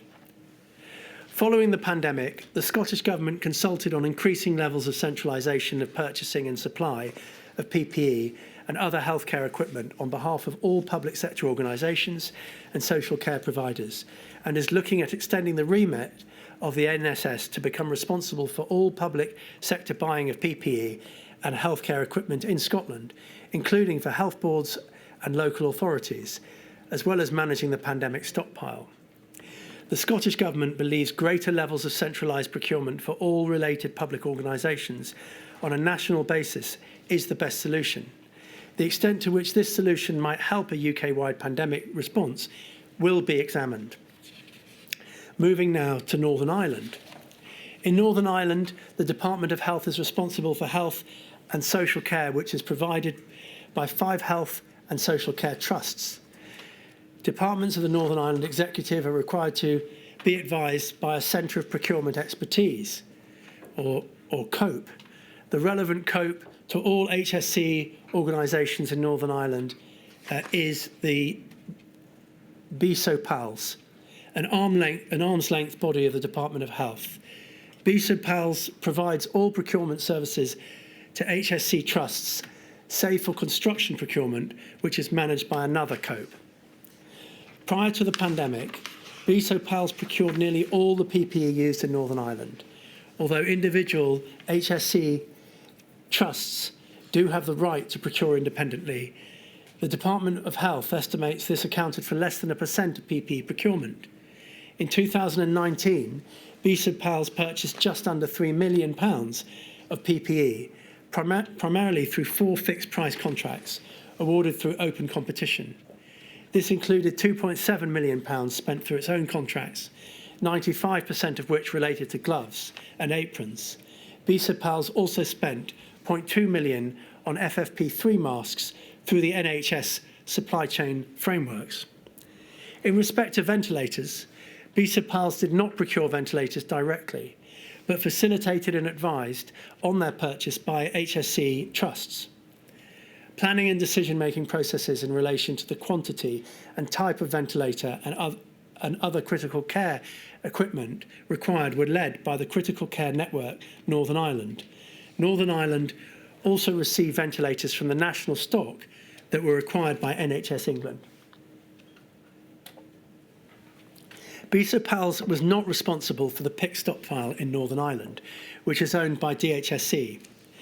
DHSC solely determines the type and volume of products held in the stockpile, but the Department of Health has ownership and authority to release items, and BSO-PALS provides a storage, maintenance and stock-taking service. Uniquely among the nations of the UK, Northern Ireland also held a small stockpile of gowns, which had been acquired by the Department of Health in preparation for a possible outbreak of swine flu in 2009. Through engagement between their respective CNOs, 25,000 gowns were sent to England by Northern Ireland in mutual aid. In the early stages of the pandemic, BSO-PALS amended its procurement processes and engaged in more negotiated spot buying rather than its usual competitive tendering. The Northern Ireland Audit Office report in March of 2022 found that BSO-PALS relied heavily on direct award contracts throughout the first wave of the pandemic. Between February and November 2020, BSO-PALS and the Department of Health awarded more than 70 DACs with a total initial estimated value of £549 million. On the 25th of June 2020, BSO-PALS established a dynamic purchasing system, or DPS, for PPE in order to reduce reliance on direct award contracts and move towards a more competitive process. As of March 2022, it had awarded only 2 competitive contracts under this, totalling £38.3 million. This may reflect the large stocks built up under the emergency regulation contracts. BSO-PALS worked with the Medicines Optimisation Innovation Centre, or MOIC, on a process whereby all PPE offered by new suppliers was tested to ensure all that applicable standards were met. Following due diligence checks by BSO-PALS, the MOIC would carry out a pre-procurement assessment involving a technical assessment and physical wear test by public health agency professionals. By May 2020, about 45% of over 600 individual PPE products had failed this technical assessment.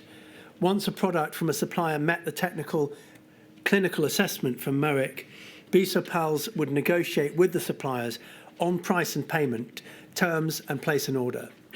BSO-PALS, along with Invest Northern Ireland, Construction and Procurement Delivery and the Department of Health, had some success in encouraging local businesses to begin manufacturing PPE or scaling up existing production. This resulted in the award of 7 contracts to local businesses with a total estimate value of £165.8 million. The Northern Ireland Audit Office commented that local manufacturers have contributed significantly towards strengthening local supply chains, and their continued involvement will be key to ensuring stronger and more sustainable supply confidence. Uniquely among the nations of the UK, social care is managed by the Department of Health in Northern Ireland, rather than being within the remit of the local authorities, and therefore BSO-PALS was responsible for procuring PPE for their own care homes. However, the independent care sector, responsible for many care homes and domiciliary care in Northern Ireland, would usually procure their own equipment.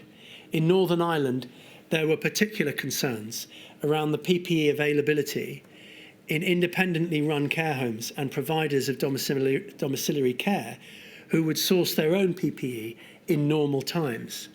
The Department of Health issued guidance saying that where ISPs were unable to source adequate PPE supplies, trusts would provide support. However, there were concerns that this did not adequately address the shortages, and some care homes reported having to make their own PPE or making appeals for equipment from the community, charitable and commercial sectors. My lady, that concludes the sections on the devolved administrations. I move now to the final section of these opening submissions, which relates to the approach that has been adopted and that my lady may wish to adopt to lessons learned and recommendations. In considering the very significant quantity of evidence which has been gathered by this module to date, some key themes have emerged. These include, first, the centrality of data to good procurement. Second, diversification of supply and its need. Third, domestic manufacturing capacity. Fourth, fairness in emergency procurement. And fifth, linked to that, transparency. So dealing with those in turn, first, the centrality of data to good procurement. There was very little data available to ministers and officials on which to base sound procurement decisions. This data deficit in practice affected almost every aspect of procurement. It is clear that the governments of the UK and devolved administrations all struggled to obtain clear pictures of the inventories of PPE within both their health and social care sectors and the rates at which that PPE was being used. As it was difficult to keep track of usage rates, so it was with anticipated demand. What data did the UK government and devolved administrations have on the makeup of their health and social care workforce? How did this contribute, if at all, to the decisions to procure. The evidence will show that this ought to be a critical factor taken into account in future emergency procurement. The situation for those responsible for purchasing was, it appears, aggravated by an absence of accurate, real-time tracking of the volumes of PPE available on the open market, of what was being purchased, and of information such as prices, technical specifications, delivery times, and available contract terms. In a global market in such extreme flux as that which confronted the UK as it entered the pandemic, access to such kinds of information would have put those taking procurement decisions at a clear advantage. In an imperfectly functioning market, information is itself a valuable commodity to buyers. How can we better arm those making procurement decisions in the future with better data? One of the consequences of the PPE call to arms was that the procurement system was deluged with offers, which meant that it had no means by which the information contained within those offers could be analysed and triaged at speed. This itself was aggravated by many stages of DHSC's 8-stage procurement process. As data about such matters as due diligence and technical specifications was sought out and provided, even larger pools of information accrued. Each pool had to be analysed and triaged by specialist teams before a final decision could be taken on whether a contract should be entered into. The IT and software systems which officials were required to use did not allow them to work effectively together. Under the considerable pressure of the procurement effort, they were required to rely on cumbersome systems based on an exchange of spreadsheets and forms by emails to put together the pieces of an offer. The consequence was a manual, labour-intensive and potentially less effective and efficient approach than it could otherwise have been. Better use. How can there be better use of data? In both procurement and technology, in its interrogation, is a key issue in this module. It ought to be possible, we think, for the governments of the UK and devolved administrations to rely on a procurement system driven by access to live data about inventory, the market and offers of supply. Diversification of supply, the second theme. The UK placed considerable reliance on a relatively small number of countries to supply it with healthcare, equipment and supplies. Was this the right approach? It created a grave risk that in the event of a global pandemic, global supply chains, generally emanating from a small number of countries and focused on China, would, as they indeed did, cease to function. If the diagnosis is correct, then one of the prescriptions is relatively clear. The inquiry will hear evidence to the effect that diversification of supply chains for such equipment to include a wider range of countries and regions is a necessary step to be taken to improve resilience. The UK would thereby benefit from a more robust emergency international buying strategy in the event of a future pandemic. What about domestic manufacturing capacity? The UK's international buying efforts were complemented by the scaling up of domestic manufacturing. A small number of strategic suppliers were selected and provided with support by the UK Make team. Is there scope for such support to be broadened to include a wider range of domestic manufacturers and improved in terms of the speed and technical support which is available? Is there scope for a domestic emergency industrial strategy to support and complement an international trade strategy in which support chains are diversified? Are there areas at which the UK is at a comparative advantage? Are there lessons in which the UK might learn from the approaches taken by the devolved administration? We think that there are, and we will explore them in the hearings. Penultimately, fairness in emergency procurement. It ought not to be forgotten that the enormous sums spent during the pandemic are, of course, public money.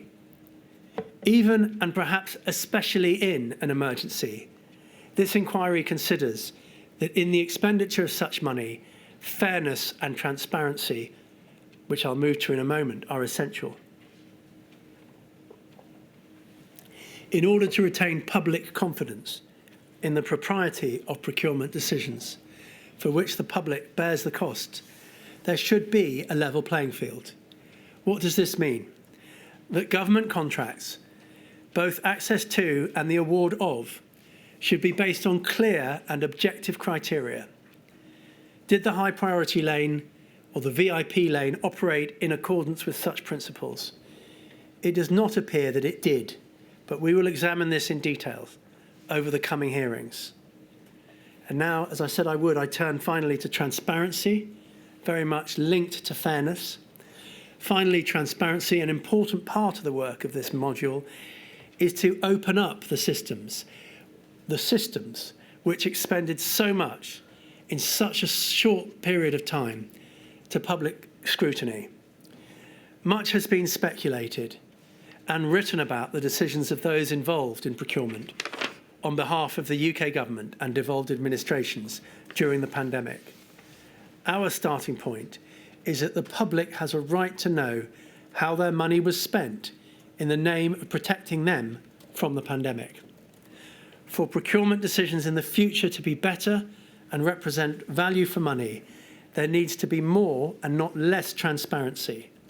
As much as can be published about contracts entered into during an emergency should be published. We will explore the limitations of this approach and how best it may be achieved in the future. My lady, those conclude the opening submissions made on behalf of the inquiry. Thank you very much indeed, Mr. Ward. A number of call participants wish to make oral submissions. I don't wish to have to interrupt, so I'm afraid I'm going to insist that people stick to their allotted time. Mr. Weatherby. Thank you. At paragraph 99 of his witness statement, Michael Gove states, much has been written, broadcast and tweeted about the so-called scandal of PPE procurement. Almost all of it has been politically motivated bilge. In terms of political motivation, Mr. Gove and others can be assured that the 7,000 family members we represent no doubt reflect the voting spread of the population, including across the 4 nations and jurisdictions. The bereaved just want to know simple answers to compelling questions. Why, apparently, was there no emergency planning for supply chain disruption and surging demand, which was entirely foreseeable in a whole system emergency? Why were there only business as usual and just-in-time procurement processes in place when it was obvious that these would fail, as happened with the main healthcare supplier, Supply Chain Coordination Limited? Why was there such limited stockpiling and no central data system to know where stocks were or shortages were arising? Why was there no emergency procurement process concentrating on existing suppliers rather than a VIP lane and a desperate shout-out to unknown and opportunist profit seekers? Why did nurses face having to make their own PPE from bin liners whilst others lined their pockets? Did businesses gain preferential access to procurement processes because of political patronage? In addition to the statistics Mr. Walder's given, the inquiry expert has indicated that the VIP lane accounted for almost 50% of purchases via the PPE buy-sell. No other country operated a VIP lane which catered for friends of government ministers, so why did the UK? For the families, this isn't about political point scoring, it's about scrutiny. Scrutiny as to whether cronyism, unfair advantage, corruption allowed chancers to make fabulous profits at the expense of all of us, the bereaved, key workers, those legitimately doing everything they could to fill the gaps resulting from an absence of planning, and of course at the expense of the public purse. In the coming days, the inquiry will have the opportunity to ask Mr. Goh to assist us with which parts of the scandal are politically motivated nonsense and which are in fact not nonsense. Because it really is beyond argument from open source material, never mind the evidence amassed by the inquiry, that certain politically connected individuals gained massively from contracts to supply PPE and medical provisions during the pandemic. Some companies failed to deliver what they were paid for. There was profiteering and price gouging and processes which led to businesses effectively bidding against each other, inflating prices. To that end, we're pleased that the inquiry is to look at 9 example contracts. However, regrettably, and to the dismay of the families, the inquiry has chosen not to call any of those who were the suppliers in the questionable contracts. Of course, the determination of which witnesses are called to give evidence is for you, but no disrespect is intended in my setting out the concerns of the families. The High Court has already found that the VIP lane breached the obligation of equal treatment to potential suppliers and middlemen, many of whom were in that lane through political patronage and networking, the very things that are anathema to the essence of public procurement regulation.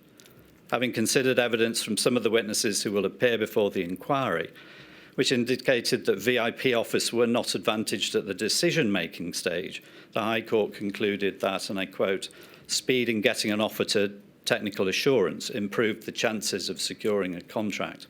In fact, the inquiry expert and the open evidence of Richard James, a commercial specialist within the complex transactions team of the Cabinet Office, suggests that the advantage went further than that. Professor Sanchez-Grales points to the effect of pressure for regular updates from VIP referrals on time-strapped civil servants, whilst Mr James indicates that access through the VIP lane not only gave the advantage of speed and dedicated updating, but direct and dedicated contact with the technical assurance team to overcome reasons which might lead to refusal. By putting this evidence aside for a moment, the families ask, if the VIP lane did not advantage those using it, what was its purpose? As the High Court made clear, there were various factors which justified expediting an offer under an emergency process. The political status of the offerer or referrer were not amongst them. By not calling the suppliers, the inquiry has deprived itself of calling to account those for whom political patronage appears to have been a key element of getting the contract. It's deprived itself of being able to ask them how they came to make their bids, to explain their commercial expertise and experience and history in the areas they sought to supply. It's deprived itself of the opportunity to ask questions as to whether their attempts to source supplies interfered with established suppliers' efforts and drove up prices. Were these legitimate intermediaries who could add value, or chancers who saw opportunities to use their political connections and the misery of others to make huge, unwarranted profits? For example, the inquiry will not be able to ask David Mellor of Mellor Designs Limited, a donor to the Tory party and to Mr Gove's leadership campaign in 2016, how his company, a fashion house, was in a better position to source PPE than firms which had specialised in doing just that for years. In referring him to the VIP lane, Lord Fellman had noted that he was, quote, a good friend of Mr Gove. And Mr Gove's private office chased up the bids, asking for them to be dealt with as, quote, a matter of urgency. We've set out some of the detail at paragraph 65 of our written submissions for anyone who wants to look at it. But why was a fashion house with pre-pandemic profits of £143,000 being so heavily promoted by ministers? Mellor Design's profits rose to £13 million as a result. A significant volume of the goods supplied were unfit for NHS use. And the inquiry is not able to ask David Sumner of SG Recruitment how it, as a recruitment agency with a turnover of about £500,000 per annum, and which made a £700,000 loss pre-pandemic, was in a better position to source PPE than those in the business. Again, we set out the details in our written submissions at paragraph 62, but some of the detail is confusing to say the least. What we do know is that SG was awarded contracts worth at least £50 million, and correspondence between Mr Sumner himself and Lord Chadlington refers to expected revenues of £135 million. And that officials commented that the prices paid were expensive even for the state of the market at that time. Evidence also suggests that some of the goods provided through this company were unfit for use, and some of the goods, hand sanitizer, were sourced from a Scottish company which had already supplied the NHS, raising the prospect of this intermediary bidding up the price for existing market suppliers. We also know that in time, the holding company went into liquidation, raising further questions regarding public funds. The inquiry is also not calling Lord Chadlington, referrer of the SG recruitment bids, member of the House of Lords, director of SG Recruitment's holding company, about his influence in the contracts, contacting David Cameron and Lord Feldman. In his case, you have a statement, but he's not to be examined on it. He appears to accept that he stood to gain indirectly from these contracts, but to what extent? Did he make clear his potential conflict of interest? The correspondence between Lord Chadlington and David Sumner shows an alacrity at the magnitude of the contracts awarded. Was that because they were celebrating their public-spirited contribution to alleviating the effects of the pandemic, or was it because they stood to make large amounts of money? Reference to the share price in those communications may give us a clue to that, but asking them directly would provide clarity. Maybe the owners of these companies have answers, maybe they don't. One of the roles of a public inquiry is to allay public concern. There's widespread concern regarding these and other contracts. The disappointment of the families will be shared by many, and the decision not to call these suppliers will be seen as a lost opportunity to establish the true facts and bring a measure of accountability. As we know, other processes are looking into the recovery of public funds, and there are ongoing criminal investigations also. Those are not the concerns of the inquiry. As a matter of law, as has been referred to, although Section 2.1 precludes you determining liability, what has not been mentioned is that the corollary is that other parallel processes are not to inhibit this process, and that's Section 2.2 of the Inquiries Act. With respect to Mr Dyson, he was apparently championed by both Mr Gove and the then Prime Minister, Mr Johnson. Mr Dyson is the well-known vacuum manufacturer. He took part in the Ventilator challenge. By April, it was clear that his model would not be pursued due to clinical viability and functionality. Nevertheless, Lord Agnew, a minister, warned the government chief commercial officer, Gareth Rhys-Williams, in the following terms, quote, "We're going to have to handle Dyson carefully. I suspect we'll have to buy a few machines, get them into hospitals, so that he can then market internationally, being able to say that they are being used in UK hospitals. We both need to accept that it will be a bigger decision than we can both make. Remember, he got a personal call from the PM. This can't be ignored." As we'll hear, the inquiry expert Professor Sanchez-Grales described how Dyson was treated as an affront to the procurement rules. Finally, this morning you heard impact evidence. In our written opening, paragraphs 14 to 25, we set out powerful accounts from a number of family members illustrating the desperation they felt at the lack of available PPE and medical equipment, and their belief that it may have contributed to their loved ones contracting COVID. Dr. Glenn Grundle's mum died in hospital in April 2020. Many of the staff had no PPE. A ceiling of care was set to maintain her on a ward rather than admit to ICU or provide ventilation. Dr. Grundle suspects this was related to extreme pressure on supplies. Janice Glassy was an NHS worker who worked with a team who gave end-of-life care to those discharged home for their final days. Her daughter Kerry recounts that Janice complained to her of a shortage of PPE and hand sanitizer at her work. She contracted COVID and died. These and many more were the human costs of no proper planning or stockpiling and the diversion of efforts to the VIP and high priority lane. Thank you, my lady. We shall break now and I shall return at 2:05.